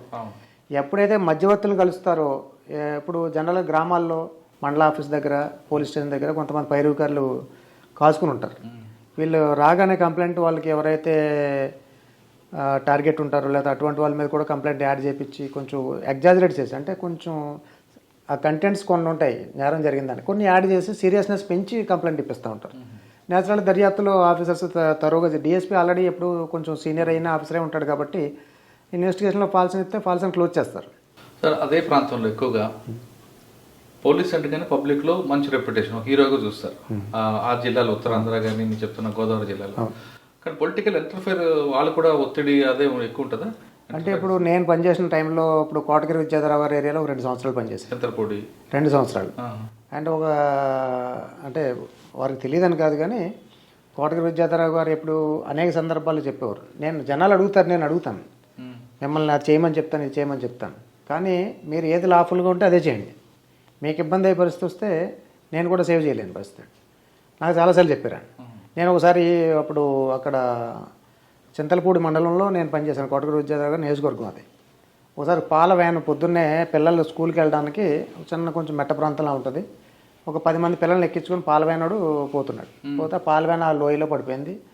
5 లేదా 6 పిల్లలు చనిపోయారు. చనిపోయిన తర్వాత పిల్లలు చనిపోవడంతో ఇంకా గ్రామం ఆ మండలం చింతలపూడి ఏరియా హాస్పిటల్కి వచ్చి గోల చేస్తున్నారు. చేస్తుంటే విద్యాధరావు గారు వచ్చి ఇది ఆపద్బంధు పథకం కింద ఇన్సూరెన్స్ ఇప్పిస్తానని చెప్పారు. ఇన్సూరెన్స్ రోడ్డు యాక్సిడెంట్లో గూడ్స్ వాహనంలో ప్రయాణం చేస్తూ ఎవరైనా చనిపోతే దాని మీద పనిచేసిన డ్రైవరు క్లీనర్ తప్ప ఇతర ప్రయాణికులకి ఇన్సూరెన్స్ రాదు. నేను అందరి సమక్షంలో అది రాదు సార్ అని చెప్పాను. రాదు సార్ అంటే అప్పుడు కొంచెం ఆయన కొంచెం ఆగ్రహానికి గురయ్యారు. ఆ తర్వాత అప్పుడు మళ్ళీ నన్ను పక్క పిలిచి అడిగారు. అడిగితే సార్ గూడ్స్ లాఫుల్గా అయితే ఇది వీళ్ళు ప్రయాణికులు లెక్కలో ఉన్నారు, ప్రయాణికులు గూడ్స్ వాహనంలో ప్రయాణం చేస్తూ మరణించినా వాళ్ళకి ఏ విధమైన పరిహారం రాదని చెప్పాను. సరే ఆయన కొంచెం విజ్ఞుడు కాబట్టి ఆయన బాగా మేధావి, సరే ఎస్ఐ చెప్పాడు మనకి ఇప్పుడు కరెక్ట్ అది నేను చెప్పాను. ఆపద్బంధువు కింద కలెక్టర్ గారు చెప్పి ఇప్పిస్తాను. ఇప్పుడు సంజయ్ జాజు గారు కలెక్టర్ గారు ఉన్నారు పశ్చిమ గోదావరి జిల్లాకి, వారికి ఫోన్ చేసి మంత్రి గారు ఆపద్బంధు కింద కొంచెం ఎంతో కంపెన్సేషన్ ఇప్పించారు. సో అంటే నాయకులు అందరూ తప్పు చేస్తారని కూడా నేను పూర్తిగా ఏకీభవించాను. చెప్తే వినే నాయకులు వినేవారు, ఆయన కూడా చెప్పేవారు, నేనే చెప్తాను, బట్ ఏది నువ్వు చేయగలుగుతావు చట్టపరంగా నీకు ఇబ్బంది లేకుండా అది మాత్రం చేయమని వచ్చాను. నాకు చాలా కూడా ఆ ప్రాంతం పనిచేస్తున్నారు కదా, అక్కడ ఈలి ఆంజనేయులు మున్సిపల్ చైర్మన్ ఆయన చాలా ఒత్తిడి తెచ్చారు మీకు ఎప్పుడైనా ఎదురయ్యారు? ఈలి ఆంజనేయులు గారు నేను చేసినప్పుడు చనిపోయాడు. తర్వాత ఈలి నాన్నగారు అని తర్వాత అయితే నేను చేసిన సమయంలో ఎర్ర నారాయణ స్వామి గారు ఒక పెద్ద మనిషి, ఆయన ఎప్పుడు కూడా పోలీస్ దాంట్లో ఎప్పుడు ఇంటర్వ్యూన్ కాలేదు. ఒకవేళ అడిగినా కూడా ఈయన నీట్ అయిపోయినాడు. ఏం చేయగలిగే ఉంటే మేము అడుగుతాం, ప్రజల కోరికలు వస్తాయి మా దగ్గరికి, చాలామంది ప్రజాప్రతినిధులకి అప్రోచ్ అవుతారు. కానీ అది నేను అడిగినా కూడా మీరు చట్టబద్ధంగా చేయగలిగితే చేయండి, otherwise it is up to you అని చెప్పారు. కానీ అదే తాడేపల్లిగూడెం చేపరోడ ప్రాంతంలో రైస్ మిల్లులు ఉంటాయి. అక్కడ ఏ విధంగా ఉంటుందండి? రైస్ రైస్ మిల్స్ ఎక్కువ ఉంటాయి, ఆ మాఫియా వేరేగా ఉంటుంది కదా. రైస్కి సంబంధించిన ఎప్పుడు మన కేసులు ఏంటి లేదా? రైస్ మిల్లర్స్ ఎక్కువ ఉండేవారు కదండి. రైస్ మిల్లర్స్ ఉన్నారు. ఇప్పుడు ప్రస్తుతం మన రంగనాథరాజు గారు అని ఆయన కూడా రైస్ మిల్లర్స్ అసోసియేషన్ ప్రెసిడెంట్, పశ్చిమ గోదావరి జిల్లాకి రైస్ మిల్లర్స్ అసోసియేషన్. సాధారణంగా తాడేపల్లిగూడెం ఆ ప్రాంతంలో ఒకప్పుడు ఎస్ఐ పోస్ట్కి లక్షల్లో డబ్బులు ఉండేవండి. అది అంటే that depends upon person to person. అంటే ఏం చేసి ఇచ్చుకుని వెళ్తారు, తర్వాత ఏం చేస్తారు. అంటే మిల్లర్స్ కూడా తమకు అనుకూల వ్యక్తులు తీసుకొచ్చడానికి తెచ్చుకునేవారు అనేది ఒక అపవాదం. నాకు ఎస్పీ కృపానంద త్రిపాఠి ఉజాలా గారు అప్పుడు ఎస్పీ ఉన్నారు. నాకు ఆయన నా పనితీరు నచ్చే ఎందుకో యాక్చువల్ తాడేపల్లి కూడా పైరవీ చేసుకుని వెళ్ళాల్సిన పోస్టింగ్. అదే అంటున్నాను. డిసెంబర్ 6, 2000 సంవత్సరంలో నాకు ఫోన్ చేశారు రాత్రి, డిసెంబర్ 5 రాత్రి 2000 సంవత్సరంలో త్రిపాఠి గారు ఫోన్, నీకు తాడేపల్లి కూడా పోస్టింగ్ ఇచ్చాను, వెళ్ళి రిపోర్ట్ చేయన్నారు. నేను మన్నాడు 2000 సంవత్సరం డిసెంబర్ 6న నేను రిపోర్ట్ చేశాను. ఏం పైరు లేకుండా నాకు పోస్టింగ్. ఆఫీసర్ పోస్ట్ అనుకోవచ్చు. Officer post. మీరు అప్పుడులో ఆఫీసర్ పోస్టులు ఆఫీసర్ స్వయంగా ఫోన్ చేసి ఎస్ఐలకి ఆర్డర్ కాపీ రాకముందు పోయి కూర్చొని వారు. అది క్రమేపీ వచ్చేసరికి పొలిటికల్ లెటర్లు తీసుకుంటేనే పోస్టింగ్ వస్తుంది. దాన్ని ఎలా మనం అర్థం చేసుకోవాలి? అంటే ఇప్పుడు పొలిటికల్ పోస్టింగ్ల గురించి అంటే దాని ప్రభుత్వ విధానాల మీద నేను కామెంట్ చేయలేను. కానీ ఒక ఎస్ఐ ట్రాన్స్ఫర్ చేయాలంటే ఒక ఎమ్మెల్యే లెటర్ తీసుకున్న పరిస్థితి వచ్చింది కదండి. ఇప్పుడున్న సిస్టమ్ అయితే అది నడుస్తుంది. కానీ అది దానివల్ల ఏమవుతుందంటే ఇప్పుడు ప్రజలకు ఇప్పుడు సపోజ్ ఉదాహరణకి ఉద్యోగస్తులు శాశ్వతంగా అంటే సర్వీస్ రిటైర్మెంట్ రిటైర్ అయ్యేంత వరకు ఉద్యోగంలో ఉంటారు, పదవిలో ఉంటారు. కానీ సడన్గా ప్రభుత్వం మారిన తర్వాత ఈ వ్యక్తి ఏమవుతాడు, మరి ఎక్కడ పోవాల్సి వస్తుంది? అది ఈ విధానం ఎంతవరకు కరెక్ట్ అనే విషయం పక్కన పెడితే వెళ్ళడం మా తప్పు, ఆడడం కూడా నేను కరెక్ట్ అనుకోవట్లేదు. అంటే ఒక ఆఫీసర్ పోస్టింగ్ చేయాలనుకోండి, ఆయన దగ్గర లేకపోయాము లోకల్ ఎమ్మెల్యే మినిస్టర్ లెటర్ తీసుకున్నాడు, వెళ్ళిన తర్వాత ఆయనకు అనుకూలంగా పనిచేయాల్సి వస్తుంది కదా. అంటే అన్నీ చేయలేరు. ఏ వ్యక్తి అయినా సరే. ఇప్పుడు నేను చెప్పాను ఇంతకుముందు విద్యాధరరావు గారు నాకు చెప్పింది ఏదైనా. అప్పుడు పొలిటీషియన్ వేరు, ఇప్పుడు పొలిటీషియన్ వేరు. అప్పుడు మీరు అర్థం చేసుకున్న పొలిటీషియన్స్ ఉండేవారు అప్పుడు. ఇప్పుడు నా ఉదాహరణ చెప్తాను. నేను 2018 ఆగస్టులో ప్రమోట్ అయిన ఏసీపీగా. అప్పుడు అనిల్ కుమార్ సార్ నాకు ఐజీ ట్రాఫిక్ అంటే అడిషనల్ కమిషనర్ ట్రాఫిక్గా ఉండేవారు. అనిల్ కుమార్ గారు ప్రస్తుతం మొన్నటిదాకా ఇంటెలిజెన్స్ అడిషనల్ ఏసీపీగా ఉన్నారు. సో నేను నా పనితీరు నచ్చి ఉండొచ్చు సార్కి. అయితే ప్రమోషన్ వచ్చిన వెంటనే మీరు చెప్పిన విధంగా ఇప్పుడు ఏమంటారు దాన్ని, ఆ పోస్టింగ్ కావాలంటే లెటర్ తెచ్చుకోవాలన్నారు కదా మీరు. కానీ అనిల్ కుమార్ సార్ నన్ను పిలిచి అప్పుడే ప్రమోషన్ వచ్చింది, నేను కలిశాను. ఆ సార్ కంగ్రాచులేట్ చేశారు, అభినందించారు, మొమెంటో కూడా ఇచ్చారు. మళ్ళీ రాజు నువ్వు ట్రాఫిక్లో ఉంటావా అని అడిగారు. సార్ మీరు తీసుకుంటే అంతకంటే భాగ్యం ఏంటి సార్, ఉంటాను సార్ అని చెప్పాను. వారు నాకు ఆ మాట ఇచ్చి additional DGP law and order Jitender sir అప్పుడు ఆ టైంలో 2018లో నేను జితేందర్ సార్ చెప్తాను వెళ్ళి కలువు అన్నారు. జితేందర్ సార్ దగ్గరికి వెళ్ళి కలిస్తే ఆయన కొంత కూడా నేను ట్రాఫిక్లో అడిషనల్ కమిషనర్గా ఉండగా నేను ఇన్స్పెక్టర్గా పనిచేశాను. సార్ ఏమన్నారంటే నేను కూడా ఓకే, మహేందర్ రెడ్డి గారికి డీజీపీగా ఉన్నారు సార్, వారిని కూడా ఒకసారి కలువు అన్నారు. కలిశాను. జస్ట్ ఒక రోజులో 3 ఆఫీసర్లు కలిశాను. నాకు మొన్న ఏసీపీ ట్రాఫిక్ గోశామల్ పోస్ట్ వచ్చింది. అంటే అన్నీ జరుగుతాయి అనుకోవట్లేదు నేను. అంటే కొన్ని ట్రాఫిక్ అని కాకుండా లా అండ్ ఆర్డర్ విషయంలో వచ్చారు లెటర్లు అడుగుతున్నారు. ట్రాఫిక్ కూడా మీరు చెప్పిన గోశామల్ ట్రాఫిక్ అంటే అది కూడా మంచి పోస్ట్ అంటారు. ఒకప్పుడు ఇంపార్టెంట్ పోస్టింగే, కాకపోతే అది మీరు అంటే అన్ని లెటర్లు అనేది కరెక్ట్ కాదు. తాడేపల్లిగూడెం ఆ ఏరియాలో 7 సంవత్సరాలు పనిచేసిన తర్వాత మళ్ళీ ఇప్పుడు వచ్చారు తెలంగాణకి. నేను అప్పుడు కంబైండ్ అయిపోయేది. అవును, కంబైండ్ అయిపోయి 2006 సంవత్సరంలో నేను మళ్ళీ హైదరాబాద్ తిరిగి వచ్చాను. ఆ టైంలో మోహంతి గారు కమిషనర్గా ఉన్నారు, ఏకే మోహంతి గారు. వారిని కలిసినప్పుడు మళ్ళీ నాకు సిసిఎస్ పోస్టింగ్ ఇచ్చారు. సో సిసిఎస్లో ఒక ఆల్మోస్ట్ 2006 నవంబర్లో వచ్చాను నేను. 2007 అంతా ఎస్ఐగానే పనిచేశాను. అప్పుడు ఆర్ఎస్ ప్రవీణ్ కుమార్ గారు డీసీపీగా ఉన్నారు. సో 2008 ఫిబ్రవరి 15 నాకు ఇన్స్పెక్టర్గా ప్రమోషన్ వచ్చింది. ఆ టైంలో సార్ ఆర్ఎస్ ప్రవీణ్ కుమార్ కదా మీరు నేర్చుకుందని చెప్పారు. ఆయన అంత క్రియేటివ్ చూపిస్తారు. ఆయన మీరేం నేర్చుకున్నారు? అంటే ఆయన అంటే ఏ విషయం మీదైనా క్షుణ్ణంగా పరిశీలన చేసి అద్భుతమైన అంటే ఉగ్రవాదుల గురించి కానీ తర్వాత ఉగ్రవాదుల యొక్క మోడస్ ఆపరాండిస్ కావచ్చు, బ్లాస్ట్ అయినప్పుడు ప్రజల్లో అవగాహన కూడా ఆయనే కారణం. ఆ ఉగ్రవాదం దాని మీద ఫోన్ రింగ్ టోన్ పెట్టించారు. తర్వాత అప్పుడు అదే టైంలో సైబర్ క్రైమ్ గురించి అవగాహన ఉండేది కదా జనాలకి. చాలామందికి ఏం వచ్చినా ఫస్ట్ ఏం చేయాలని ఓపెన్ చేసి చూస్తారు, మనం లింక్లు ఓపెన్ చేసి కావచ్చు, లేదా మెసేజెస్తో ఓపెన్ చేయడం, తద్వారా అనేక రకాల వైరస్లు మన ఫోన్లోకి రావడం కావచ్చు, లేకపోతే సిస్టంలోకి రావడం కావచ్చు, తద్వారా మన ఇన్ఫర్మేషన్ లీక్ అయిపోవడం ఇలా జరిగేది. ఆయన ఒకసారి మీకు గుర్తుందో డిలీట్ అనే సిస్టమ్ ఒక పెద్ద ఉద్యమంలో స్టార్ట్ చేయించాడు. ఏదన్నా మనకు తెలియని మెసేజ్ వస్తే డిలీట్ చేసేది. ఒకటి తర్వాత మీకు అది కూడా పెట్టాడు కదండి, రింగ్ టోన్. పోలీస్ ఫోన్ చేస్తే రింగ్ టోన్ వచ్చారు, అనుమానాస్పద వ్యక్తులు కానీ అనుమానాస్పద వస్తువులు కానీ కనబడతాయి. ఆయన కూడా ఒక అద్భుతమైన, అంటే అత్యంత మేధో సంపత్తి గల ఆఫీసరు. ఆ టైంలో కూడా మంచి సిసిఎస్కి ఒక మంచి ప్రమోషన్ వచ్చింది. అక్కడ సిసిఎస్లో ఉండగా ప్రమోషన్ వచ్చింది. తర్వాత ఏసీపీ మన ఇన్స్పెక్టర్గా ప్రమోట్ వచ్చాక నారాయణ కూడా ఒక 4-5 నెలలు చేసిన తర్వాత పంజాగుట్ట డిఐ అప్పుడు పోస్ట్ ఖాళీగా ఉంది. అప్పుడు సీఎం గారు వైఎస్ రాజశేఖర రెడ్డి గారు సీఎంగా ఉన్నప్పుడు ఏమంటారు మన ఆ డిఏ పోస్టు సీఎం గారు క్యాంప్ ఆఫీసర్ రక్షణ కోసం కొంచెం ఆ ఏర్పాట్లు చూడాల్సి వచ్చేది. అప్పుడు మల్లారెడ్డి గారు ఇన్స్పెక్టర్గా ఉన్నప్పుడు సో ఎవరో లేరు, సరే యంగ్ ఫెలో కావాలని పక్కన నాకు పంజాగుట్ట డిఏగా వేస్తారు పోస్టింగ్. సో డిఏ డ్యూటీ ఏంటంటే ప్రతిరోజు పొద్దున 5 గంటలకు వెళ్ళిపోయి సీఎం గారు క్యాంప్ ఆఫీస్ దగ్గర విజిటర్స్ ప్రతిరోజు 1000, 1500, 2000, 5000 మంది విజిటర్స్ వచ్చేవారు. సో కొంతమంది ఇంపార్టెంట్ కొంచెం టీంని పెట్టుకుని సీఎం గారి చుట్టూ వలయంలాగా ఉండి విజిటర్స్ని కలిసేప్పుడు వారు భద్రత చూడాల్సిన బాధ్యత నాకు ఉండేది. అది పొద్దున 5 గంటలకు వెళ్ళి సుమారుగా వెళ్ళిపోయి ఆల్మోస్ట్ వారు సెక్రటరీకి వెళ్ళేంత వరకు ఆ డ్యూటీ చేసేవాళ్ళు. తర్వాత రొటీన్ పోలీస్ ఉద్యోగం. సో పంజాగుట్టలో ఒక 1 year ఆ విధంగా డిఏ చేశాను. సార్ అదే టైంలో అట్రాక్షన్ డైవర్షన్ గ్యాంగ్ కూడా తిరిగింది మీరు డిఏ ఉన్న టైంలో. అవును, గుర్తుందా? అవునండి, అవును. ఇది ఏమన్నా చేయడం, లేకపోతే ఏదన్నా అశుద్ధం అలాంటిది పూసి మన ఆయన డైవర్ట్ చేయడం, లేకపోతే ఈ పక్కన ఏదో టైర్ పంచర్ అయిందని చెప్పి కారు అద్దం తీపించా, ఈ లోపల ల్యాప్టాప్లు దొంగలించినట్లు జరిగినాయి, చాలా జరిగింది. అవును, అదే డిటెక్ట్ అయినప్పుడు కొన్ని అయినాయి. అంటే నేను నా టైంలో పంజాగుట్టలో జరగలేదు, బట్ వేరే పోలీసు టీమ్స్ స్వాధీనం చేసుకున్నారు. హోజ్గుప్పం తర్వాత 2008 డిసెంబర్ 24వ తారీఖున నేను బంజారాహిల్స్ ట్రాఫిక్ ఇన్స్పెక్టర్గా నియమించబడ్డాను. అక్కడ కూడా 1.5 years చేసిన తర్వాత మళ్ళీ పంజాగుట్ట నుంచి ఆనంద్ గారు సివి ఆనంద్ గారు అడిషనల్ కమిషనర్గా ఉన్నప్పుడు ఆ టైంలో బాగా త్వరగా మార్పులు ఉండేవి. నేను 3.5 సంవత్సరాల కాలంలో సుమారుగా 4 పోలీస్ స్టేషన్లు మారాల్సి వచ్చింది. బంజారాహిల్స్, పంజాగుట్ట తర్వాత కాచిగూడ, అక్కడ 1.5 years చేశాను.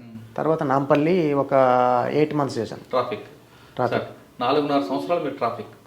బంజారాహిల్స్, పంజాగుట్ట ఈ రెండిట్లో వ్యత్యాసం ఏంటండి? ఇక్కడ ట్రాఫిక్ వైలేటర్ ఎక్కువ ఉంటారా, అక్కడ ఎక్కువ ఉంటారా? అంటే ట్రాఫిక్ వైలేటర్ ఎక్కువ మంది ఎడ్యుకేటెడా, హైలీ ఎడ్యుకేటెడ్ ఉంటారు? ట్రాఫిక్ వైలేషన్కి నిరక్షరాస్యులు పూర్తిగా అక్కడ బాగా తెలివైన వారు అని చెప్పడం లేదు. చాలా చోట్ల ఏంటంటే మన దగ్గర సపోజ్ యూటర్న్ కొంచెం దూరంలో ఉందనుకోండి, యూటర్న్ దూరంలో ఉంటే అక్కడికి వెళ్ళడానికి బద్దకించి రాంగ్ సైడ్లో వెళ్తూ ఉంటాం. దీనికి చదువుకున్న పదం కన్నా కక్కుర్తి కావచ్చు, బద్ధకం కావచ్చు, మరొకటి కావచ్చు, ఏమవుతుందిలే అని కూడా మూడధైర్యం కావచ్చు. కానీ అక్కడ ఇప్పుడు ఉదాహరణకి మీరు పంజాగుట్ట జంక్షన్ చూశారు. పంజాగుట్ట జంక్షన్లో రైట్ టర్న్ ఉండదు, అక్కడ ముందుకెళ్ళి యూటర్న్ తీసుకోవాలి. సపోజ్ బంజారాహిల్స్ నుంచి వచ్చి మన విద్యుత్ సౌదాకి వెళ్ళాలంటే అక్కడే రైట్ తిరుగుతారు జంక్షన్లో, దట్ ఈస్ ప్రొహిబిటెడ్. కానీ అక్కడే తిరుగుతూ ఉంటారు. అక్కడ ఒక కానిస్టేబుల్ ఎంతమందిని మార్చగలుగుతారు? లక్షల మందిని. ఆ విషం పీల్చుకుంటూ రోజు తొందరగా కలిసిపోతాడు. ముందుకు వచ్చి యూటర్న్ తీసుకుని మళ్ళీ ఆ స్ట్రీమ్లో కలిసిపోవాలి. అక్కడికి వెళ్ళే వాళ్ళు అందులో చదువుకోని వారా అన్నగా చాలామంది ట్రాఫిక్ నిబంధనలు ఉల్లంఘిస్తున్నారు. ఈ నిబంధనలు ఉల్లంఘించే వారికి అంటే మీరు అన్నట్టుగా కొంత మొండిధైర్యం కావచ్చు, లేకపోతే కక్కుర్తి కావచ్చు, లేకపోతే సమయంగా కలిసి వస్తుందని కావచ్చు. ఏమవుతుంది ఇక్కడ కదా అంటే ఇప్పుడు రోడ్డు ప్రమాదాలు కూడా ఇప్పుడు ఎలా ఉన్నాయి, దేశంలో సుమారుగా 150,000 మంది సంవత్సరాన్ని మరణిస్తున్నారు. Bureau of police research and development లెక్కల ప్రకారం 150,000 మంది ప్రాణాలు పోతున్నాయి. దానికి కనీసం 4 రెట్లు వికలాంగులు కావచ్చు, లేకపోతే గాయపడుతున్నారు. ఇంత అంటే 150,000 జనాభా అంటే ఒక చిన్న ఏదైనా ద్వీపదేశం లాంటి జనాభా. అంటే ఒక భూమి మీద నుంచి రోడ్డు యాక్సిడెంట్లో భారతదేశంలో ఒక చిన్న ద్వీపంలో ఉన్న జనాభా వెళ్ళిపోతున్నారు. అంటే ఒక మండలం మొత్తం వ్యానిష్ అయిపోతుంది, అదృశ్యం అయిపోతుంది. అంటే ఎంతోమంది అంటే చనిపోయే వాళ్ళు ఎవరు మళ్ళా ఎక్కువ శాతం అంటే ప్రొడక్టివ్ ఏజ్, అంటే అదే ఏదైనా పనిచేసి ఉత్పాదకత తీసుకొచ్చే వాళ్ళు కావచ్చు, లేదంటే వయసులో ఉన్న వ్యక్తి చనిపోవడం వల్ల కుటుంబానికి ఆధారం పోతుంది. సేమ్ టైం దేశానికి కూడా నష్టం. ప్రతి వాడు సంపద కలిపితేనే దేశ సంపద అవుతుంది. చనిపోయే వాళ్ళు ఎక్కువ శాతం సుమారుగా 20 నుంచి 35 ఆ రేంజ్లోనే ఎక్కువ మంది చనిపోతున్నారు రోడ్డు ప్రమాదాలు. అందులో ప్రధాన కారణాలు హెల్మెట్ ధరించకపోవడం, రాంగ్ సైడ్ వెళ్ళడం, సెల్ ఫోన్ డ్రైవ్ చేస్తూ ఇచ్చేయడం, మద్యం సేవించి వాహనం నడపడం కావచ్చు, ఇవన్నీ కూడా offences which effects other safety also.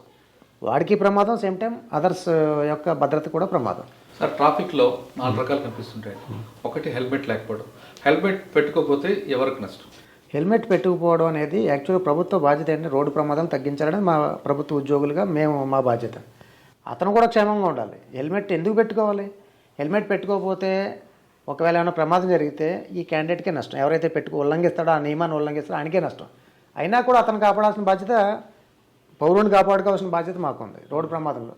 ఇప్పుడు హెల్మెట్ చాలామంది జనాలు తెలియదు. అంటే ఏమవుతుంది అనుకుంటారు. చాలామంది స్ట్రాప్ చేయరు, హెల్మెట్ పెడతారు కానీ ఈ కింద స్ట్రాప్ చేయరు, లాక్ చేయరు. చేయనందువల్ల ఏమవుతుంది, ఏదైనా ఇంపాక్ట్ అయ్యి యాక్సిడెంట్ అయితే దీనికి ఉన్న గ్రావిటీ, బరువు వల్ల కావచ్చు, లేదా ఆ టైంలో మనకి కంట్రోల్ చేసే పరిస్థితి ఉండదు. ఫస్ట్ హిట్ మన శరీరానికి ఈ తలే రోడ్డుకి కొట్టుకుంటుంది. సో జనరల్గా ఇప్పుడు మనం అనేక సార్లు పోస్ట్ మార్టం చేసినప్పుడే చూస్తాం. మనం స్కల్ యొక్క ఈ మందం ఈ తల మీద పై భాగంలో ఉన్నంత ఇక్కడ ఉండదు, చాలా అల్పంగా ఉంటుంది ఇక్కడ. ఫస్ట్ ఈ పక్కన ఎక్కడైనా రోడ్డుకి ఆ ఇంపాక్ట్ రోడ్డుకి కనుక తగిలితే ఇక్కడ బ్రెయిన్లో హ్యామరేజ్ కావడం, ఆ స్కల్ పగిలిందంటే హ్యామరేజ్ అయిపోతుంది, లీడ్స్ టు డెత్. కానీ చాలామంది ఏమంటారంటే హెల్మెట్ అనేది దూరంగా ప్రయాణం చేసి పెట్టుకోవాలి, దగ్గరికి అవసరం లేదని కొంతమంది వాదిస్తుంటారు.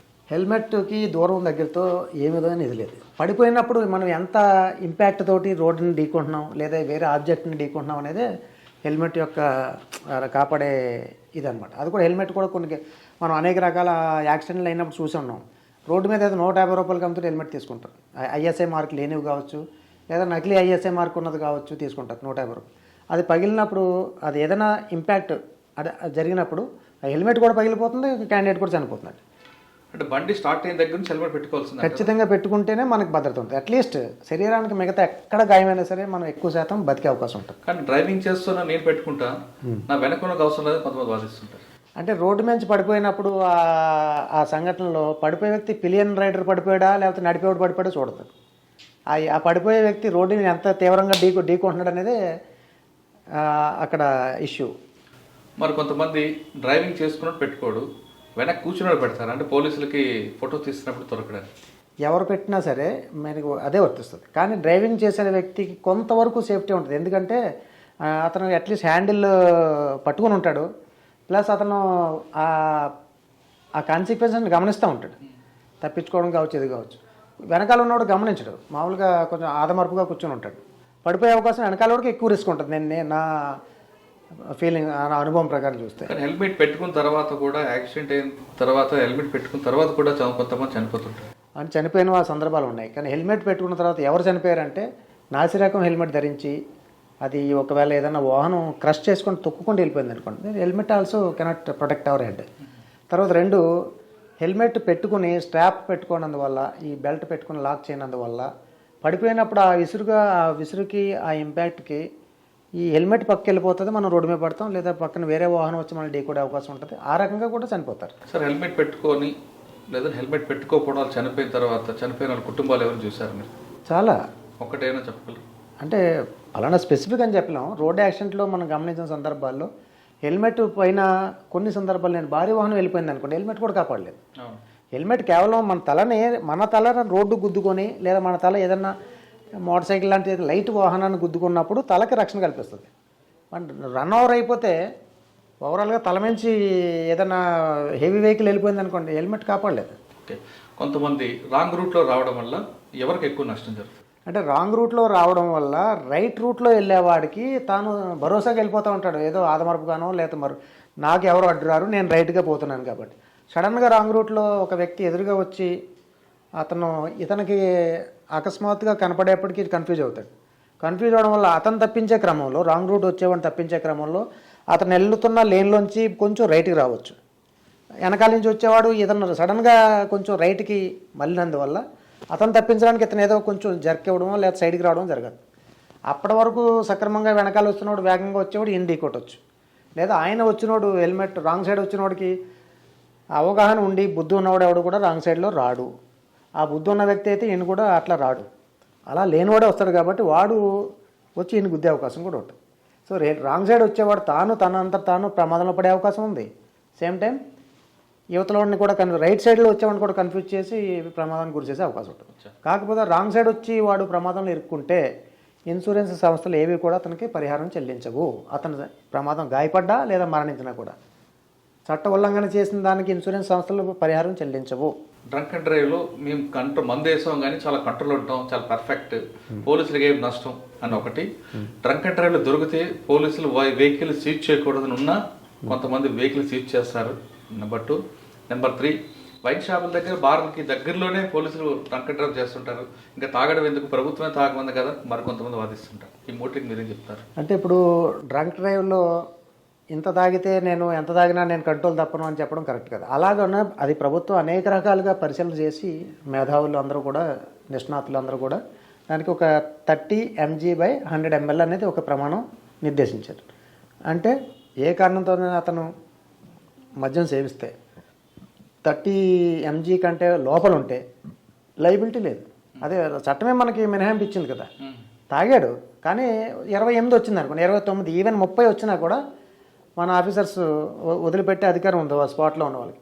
ఇంకా మంచిదని ట్రాఫిక్ ఆఫీసర్, సీనియర్ ఆఫీసర్స్ కొంతమంది ఏం చేశారంటే ఒకవేళ రీడింగ్ ఎప్పుడైనా మెషిన్ మీద కూడా ఆరోపణ చేస్తున్నారు. అంటే బ్రెత్ అనలైజర్, ఆల్కహాల్ విశ్లేషణ చేసేది 35 వరకు కూడా మినహాయింపు ఇచ్చారు. మీకు తెలుసు 35 వరకు ఎందుకు ఇచ్చారు? ఒకవేళ అతను 30లో ఉన్నా కూడా 31, 32 కొంచెం మార్జిన్ ఇచ్చారు. అలా ఇచ్చిన తర్వాత యాక్ట్ చట్ట ప్రకారం 30 mg/100 ml 100 ml బ్లడ్లో 30 mg ఆఫ్ ఆల్కహాల్ కనుక డిటెక్ట్ అయితే అతను liable for prosecution under 185 drunk drive చేసిన దానికి. బిలో 30 అయితే లేదు, బిలో 30 అయితే లేదు.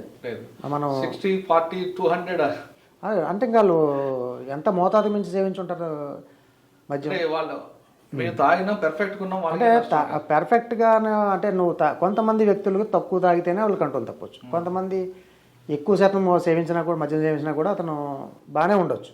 అది ప్రమాణం కాదు. చట్టం నిర్దేశించింది మనకి 30 mg/100 ml. దాన్ని మించి వస్తే మనం ప్రాసిక్యూట్ చేయాల్సింది. దాన్ని ఎంత బ్యాలెన్స్డ్గా ఉన్నా, ఎంత వాహనం కరెక్ట్గా నడపగలిగిన. సార్ మీరు చెప్పినట్లుగా డ్రంక్ అండ్ డ్రైవ్ దొరికారు అనుకోండి, బండి సీజ్ చేయొచ్చా లేదా? డ్రంక్ అండ్ డ్రైవ్లో దొరికితే మనకు అనేకసార్లు మన హైకోర్టులు ఆదేశాలు ఇచ్చినాయి. బండి సీజ్ చేసేదానికి అధికారం లేదు.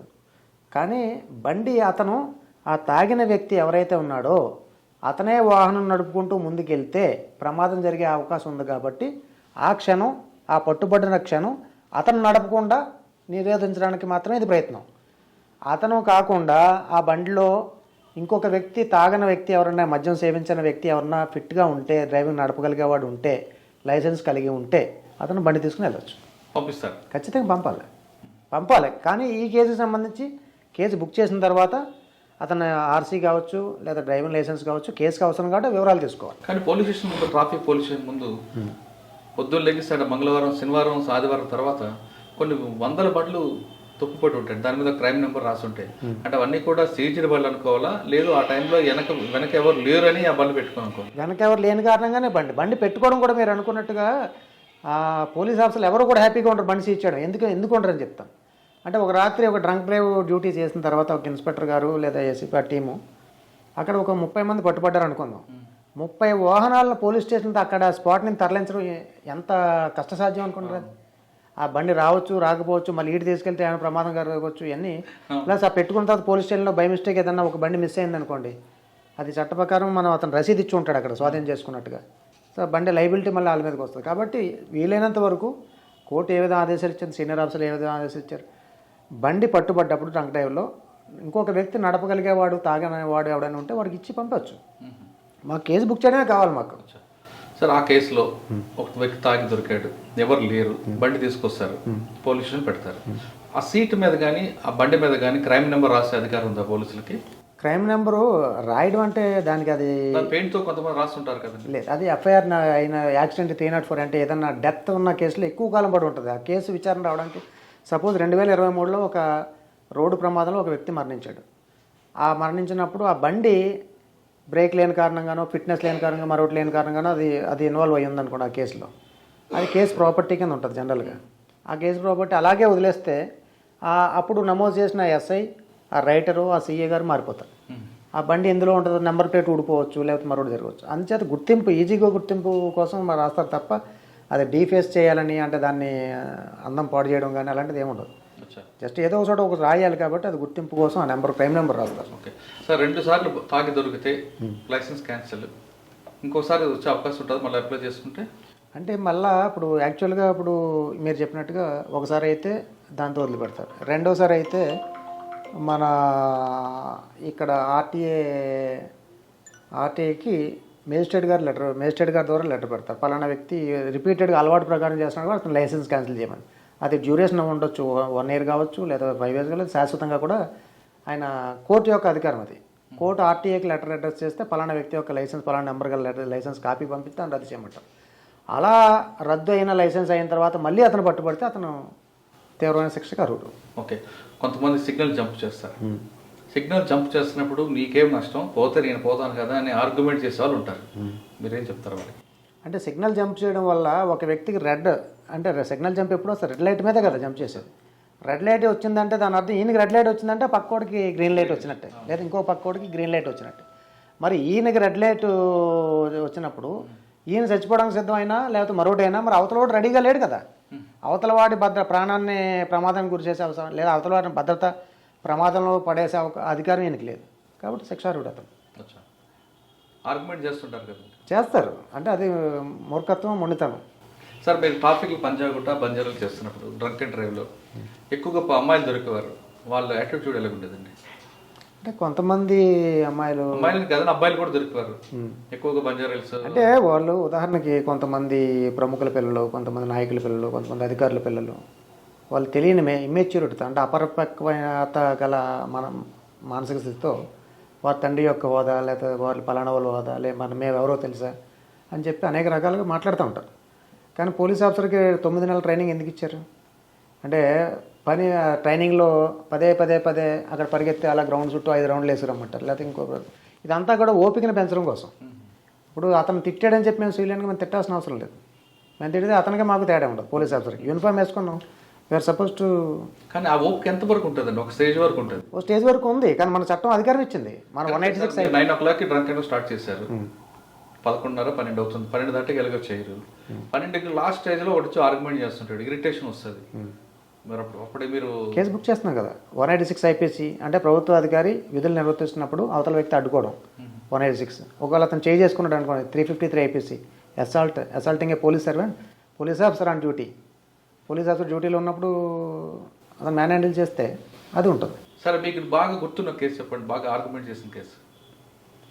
అంటే బాగా పెద్దలు కూడా చాలా మంది ఆర్గ్యుమెంట్ అంటే ఒక సీనియర్ వాళ్ళ గురించి చెప్పొద్దు, జస్ట్ వాళ్ళ యాటిట్యూడ్ ఎలా ఉంటుంది అంటే నేను ఒక ఉదాహరణ చెప్తాను. ఒక 2018 or 19లో నేను ఏసీపీ ట్రాఫిక్ ఉన్నాను గోషామాల్. నా డ్యూటీ ఆ రోజు నైట్ ఏసీపీలు పర్యవేక్షణాధికారిగా ఉంటారు. డీడీ చేసినప్పుడు inspector Jubilee Hills check post 36 దగ్గర క్రోమా దగ్గర డ్యూటీలో ఉన్నాను. ఉన్నప్పుడు ఒక సీనియర్ ఆఫీసరు కర్ణాటక చెందిన officer, IAS officer with family వచ్చాడు. ఆయన కారు నడుపుతూ తాగి ఉన్నాడు టెస్ట్ చేస్తే. సో ఆయన అప్పుడు తాగి ఉన్న తర్వాత అసలు ఊదడానికే ఆయన సహకరించలేదు. సరే సహకరించలేదు, కాకపోతే ఇంకా పదే గట్టిగా పట్టుకున్న తర్వాత ఆయన ఊదిన తర్వాత ఆల్కహాల్ సేవించి ఉన్నట్టుగా తెలిసింది మనకి. తెలిసిన తర్వాత ఆయన దిగమంటే బండి దిగడు, భార్య ఉంది కూడా. తర్వాత ఆయన పదే చెప్పిన తర్వాత ఇంక మరి మనం ఏం చేయాలి మార్గం? అందరూ ఉన్నారు కదా, అందరికీ ఒకటి మీకు ఒకటి కాదు కాబట్టి మీరు ఖచ్చితంగా కారు ఇవ్వాల్సి వస్తుంది. లేకపోతే ఎవరన్నా నడిపే వాళ్ళు ఉంటే మీకు వెహికల్ ఇస్తాం, కేసు బుక్ చేస్తామని చెప్పాం. ఫస్ట్ ఊదలేదు ఆయన, చాలా సేపటి వరకు ఊదలేదు. ఊదకపోతే మళ్ళీ బ్రెత్ అనలైజర్ వాడతానంటే నేను ఊదనన్నాడు ఆయన. కానీ తాగినట్టే బాగా కనపడుతుంది ఆయన హావభావాలు బట్టి కానీ మాట్లాడే విధానం బట్టి. నేను జూబ్లీ హిల్స్ ఇన్స్పెక్టర్ చెప్పి టీంని పిలిపించి ఉస్మానియా హాస్పిటల్కి పంపించాం. పంపిస్తే హాస్పిటల్లో ప్రీవియస్లో ఐఏఎస్ కాకముందు ఆయన డాక్టర్ అనమాట. ఆయన ఒక డాక్టర్గా ఉండి ఐఏఎస్ సెలెక్ట్ అయ్యాడు. అయిన తర్వాత చాలామంది అతని మిత్రులు, వాళ్ళ బ్యాచ్మేట్స్, సీనియర్ ఆఫీసర్లు చాలామంది ఫోన్ చేసి అది కాదు ఇది కాదని చెప్పారు. ఎట్టి పరిస్థితుల్లోనూ వదలమని చెప్పాం. వదలడం అంటే వదిలితే నా ఇంటిగ్రిటీ కూడా దెబ్బతింటారు. ఎందుకంటే చుట్టుపక్కల అందరూ గమనించే వాళ్ళు, మీడియా వాళ్ళు ఉన్నారు, తర్వాత ఇతర అందరూ ఉన్నారు, మా ఉద్యోగులు అందరూ ముందు వదలడం అనేది అసాధ్యం. ఒకసారి దొరికిన తర్వాత సరే వాళ్ళు ఉస్మానియా హాస్పిటల్ పంపించిన తర్వాత ఆ గేట్ ప్యాటర్న్ ఉంటుంది, నడుస్తుంటే ఎలా నడుస్తున్నాడు అని చెప్పి గేట్ ప్యాటర్న్ రాస్తారు doctor. First appears to have consumed alcohol అని రాసి తర్వాత మళ్ళీ డాక్టర్ అని చెప్పగానే మళ్ళీ కొట్టేసాడు. కొట్టేసిన తర్వాత రాత్రి ఇక మీరు సిపి గారిని చెప్పండి, వారిని పిలవండి, ఏం పిలవండి అంటాడు. ఎవరిని పిలవరు సార్, నేను ఏసీపీ లెవెల్లో నేను నిర్ణయం తీసుకోవాలి. అర్ధరాత్రి 12:30 1 గంటకి సీనియర్ ఆఫీసర్ లేపడం కరెక్ట్ కాదు, ఈ ఇష్యూ గురించి పైగా మీరు తప్పు చేస్తున్నారని చెప్తే ఆయన ఒప్పుకోలేదు. సరే మర్నాడు గాంధీ హాస్పిటల్ పంపిస్తే గాంధీలో అలా రాసి పంపించాడు. కానీ తర్వాత ఆఫీసర్స్, మన ఆఫీసర్ ఎవరైతే ఉన్నారో ఇలా ఇష్యూ అంతా మరి సీనియర్ ఆఫీసర్తో ఇష్యూ అయింది కాబట్టి చెప్పడం జరిగింది. చెప్తే ఆయన చాలా మెచ్చుకున్నారు మన కమిషనర్ గారు మహేందర్ రెడ్డి గారు. సో ఏమైందండి ఐఏఎస్కి కోర్టుకు పంపించారు. అది తర్వాత వెళ్ళాడు, అన్నీ చేసుకున్నారు, దిగిపోయింది కదా. చెప్పా. తర్వాత పొద్దున్న రాజీకి వచ్చాడు మళ్ళీ. సో ఇంకా ఇష్యూ పెద్దది అప్పుడు కానీ 150 పైన వచ్చింది ఆయనకి.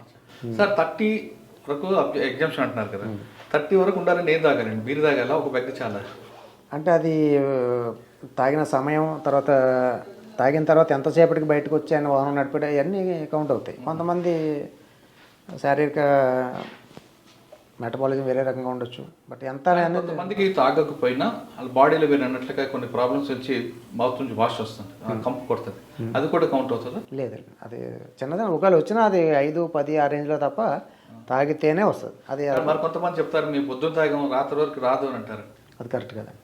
నేను నా అనుభవంలో నేను 6 సంవత్సరాలు సుమారు చేస్తున్నాను. నేను ట్రాఫిక్లో వేరు వేరు హోదాల్లో ఇన్స్పెక్టర్గా, తర్వాత ఏసీపీగా. సో నాకు ఎక్కడ అట్లాంటి కేసు తగలేదు. అదంతా అబద్ధం. అది మధ్యాహ్నం అయినా ఎక్కువ తాగి ఉండాలి, సాయంత్రం వచ్చి ఉండాలి, లేదా సాయంత్రం 3-4 గంటలు కూడా కొంతమంది కూర్చొని ఫ్రెండ్స్తో కలిసి తాగి ఉండాలి. వాళ్ళు ఏదో తాత్కాలికంగా తప్పించుకోవడం కోసం, బంధుమిత్రుల్లో అవమానానికి గురి కాకుండా ఉండడం కోసం అట్లా చెప్తారు. సార్ పంజగుట్లో కాదు కానీ సిటీలు మొత్తం కూడా, లేదా రాష్ట్రం మీద చెప్పిన 150,000 మంది ఈ సంవత్సరానికి రోడ్డు ప్రమాదాలు చనిపోతారు. అటువంటి ప్రమాదాలు జరగకుండా ఉండాలంటే ప్రజలు ఎలాంటి అవగాహన కావాలి? అంటే రోడ్డు ప్రమాదాల నిర్వహణ అరికట్టాలంటే ప్రధానంగా అంటే ఓన్లీ పోలీసు ఎప్పుడు ఏదో ఫైను జరిమానా వేస్తున్నారు, తర్వాత పాత చలానాలు కట్టిస్తున్నారంటే పోలీసు కట్టించే జరిమానాల సంవత్సరానికి ఏ రకంగా చూసుకుని ఒక 100 కోట్లు అనుకోండి, ఉదాహరణకి 100-200 కోట్లు అనుకోండి రాష్ట్రం మొత్తం కాదు. దీంతో రాష్ట్ర ప్రభుత్వం బడ్జెట్ ఆధారపడి ఉందా ఏంటి? ఏ మూలకి వస్తుంది అసలు? మా దగ్గర ఒక పోలీస్ స్టేషన్లో 100 మంది సిబ్బంది ఉంటే 100 మంది సుమారు 100 లక్షల కోటి రూపాయలు నెలకి జీతం ఒక పోలీస్ స్టేషన్ మీద పోతుంది. సో ఏ విధంగానూ ఈ బడ్జెట్ ఈ ఫైన్ల ద్వారా వచ్చిన అమౌంట్ రాష్ట్ర ప్రభుత్వం నడిపేస్తుంది అనుకోవడం కరెక్ట్ కాదు. భ్రమ. అసలు లక్షల కోట్ల బడ్జెట్లో 100 కోట్లు ఏ మూలకి అసలు? దీన్ని ప్రభుత్వం ఆదాయ వనరుగా ఎప్పుడు చూడదు. మా ఆఫీసర్లు ఎప్పుడు కూడా టార్గెట్లు విధించలేదు. ఏ ఆఫీసర్ కూడా, పోలీస్ ఆఫీసర్ కానీ ఎవరు కూడా ఇంత అమౌంట్ ఈరోజు ఇన్ని కేసులు పెట్టాలని ఎక్కడ టార్గెట్ విధించలేదు. కేవలం ఇది ఏంటంటే ఒక కైండ్ ఆఫ్ డిటరెన్స్. అంటే ఫైన్ వేస్తారనే భయంతోటైనా కొంతమంది ఆ తప్పు చేయకుండా ఉంటారని తప్ప ట్రాఫిక్ చలనాలు ఆదాయ మార్గంగా చూసే పద్ధతి ఎక్కడా లేదు, ఎప్పుడు చేయరు. సో ట్రాఫిక్లో 3 ఉంటాయండి: ఎన్ఫోర్స్మెంట్, ఎడ్యుకేషన్, ఇంజనీరింగ్. ఈ 3 కాకుండా ఇంకో ఏ ఉంది? ఈ 4 ఏది మీకు ఇష్టం? అంటే ఎడ్యుకేట్ చేయడానికి నేను ఎక్కువ ప్రాధాన్యత ఇస్తాను. ఎందుకంటే మనం బల ప్రయోగంతో ఎన్ని చేయాలి అంటే ఈ ఎన్ఫోర్స్మెంట్ మీరు అన్నట్టు విమర్శలు వస్తూ ఉంటాయి. నేను వందల స్కూళ్ళు వెళ్ళాను. పిల్లలతో ఇంటరాక్ట్ అవ్వడం చాలా ఇష్టం నాకు. ఎందుకంటే వాళ్ళు ఆ ఏజ్లో చెప్పింది ఎవరన్నా పోలీస్ ఆఫీసర్ వస్తే గుర్తుంటుంది. అది అంటే రాంగ్ సైడ్ వెళ్ళకూడదు, మీ తల్లిదండ్రులు ఒకవేళ తాగితే మీరు మోటార్ సైకిల్ నడపొద్దని చెప్పాలి, ఫస్ట్ మీ తల్లిదండ్రులు మిమ్మల్ని స్కూల్ దింపాలంటే మీరు హెల్మెట్ పెట్టుకో డాడీ అని చెప్పాలి, లేదా మమ్మీ అని చెప్పాలి. ఇలా చెప్పడం వల్ల వాళ్ళకి ఏమవుతుంది, మెల్లగా దాని మీద అవగాహన వస్తుంది. యాక్చువల్గా ఇది ఒక పాఠ్యాంశంగా ఉంటే పిల్లలకి బాగుంటుంది చాలా వరకు. తర్వాత పిల్లలు స్కూల్ ఎడ్యుకేషన్ అంటే మొక్క వంగనది మోనే వంగుతుంది అంటారు చూడండి. అందుకే చిన్నప్పుడే చెప్తే చాలా వరకు. ఉదాహరణకు కొన్ని దేశాల్లో పిల్లల్ని కర్బ్ డ్రిల్ అంటారు, KERB కర్బ్ డ్రిల్. అంటే ఫుట్పాత్ యొక్క అంచు ఉంటుంది కదా, ఫుట్పాత్ అంచు మీద నిలబెడతారు. సో రోడ్ క్రాస్ చేయాలంటే ఎలాగనేది నేర్పిస్తారు. ఎలాగా సపోజ్ రైట్ ఇలా తిరిగితే see right again see right. పిల్లలు అంతా కోరస్గా పాడుతూ ఉంటారు, see right, see left, again see right, then cross the road. ఎందుకు ఇన్నిసార్లు అన్నారు see right, see left, see and again see towards right? అంటే ఈ పక్క 2 పక్కలా చూసి ఎవరో రావట్లేదు నిర్ధారించుకున్న తర్వాతనే రోడ్డు దాటమని చెప్పి. రోడ్ క్రాసింగ్ అదొక, అది కూడా ఎక్కడ పడితే కాదు, జీబ్రా లైన్ ఉండాలి దగ్గర, అక్కడే పెడెస్ట్రియన్ క్రాసింగ్ ఎక్కడ ఉంటే ఉంది అక్కడ. చాలామందికి ఉదాహరణకి కొన్ని మార్కింగ్స్ ఉంటాయి, రోడ్ మార్కింగ్స్. రోడ్డు మీద కంటిన్యూస్ లైన్ ఉంటుంది ఒక లేన్స్లో. కంటిన్యూస్ లైన్ ఉందంటే సపోజ్ 2 లేన్ రోడ్ అంటే హైదరాబాద్తో విజయవాడ పోతున్నారు, మీకు 2 లేన్ల రోడ్డు ఉందనుకోండి, మధ్యలో కంటిన్యూస్ లైన్ ఉందంటే దాని అర్థం ఏంటి? ప్రతి రోడ్డు అది ఒక గోడగా భావించాలి. మధ్యలో కంటిన్యూస్ లైన్ని క్రాస్ చేయొద్దు, అవసరం అయితే తప్ప, గత్యంతరం లేకపోతే తప్ప. అదే బ్రోకెన్ లైన్ ఉంటుంది, డాష్ కింద ఉంటుంది చూడండి, అది నీ లేన్లో నువ్వు పోవాలి, ఎప్పుడైతే ఏదైనా ఆటంకం ఎదురైందో అప్పుడు మాత్రమే క్రాస్ చేసి మళ్ళీ అగైన్ మీ లేన్లోకి వచ్చేయాలి. డబుల్ లైన్ ఉంటాయి కొన్ని.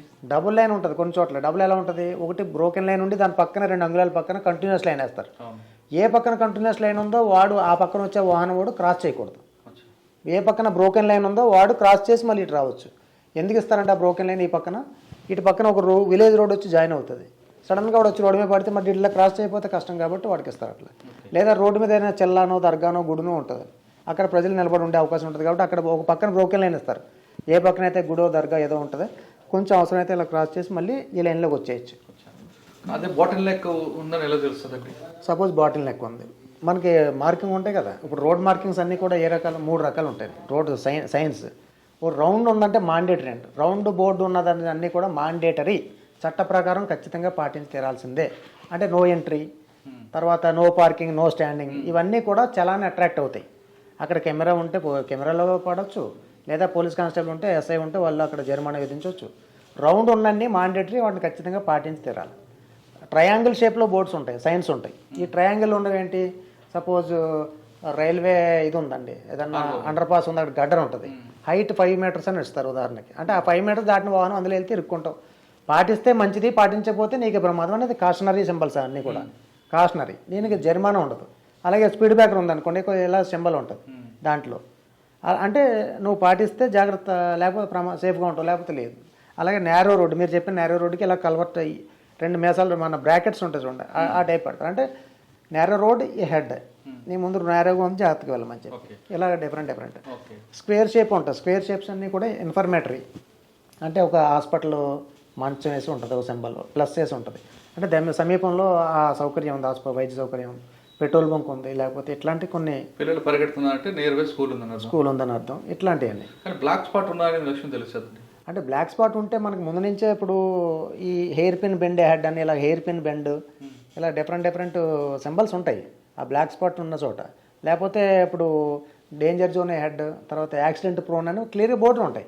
అది పాటిస్తే ప్రమాదం రావు చాలా వరకు. అవి మనం చూడం.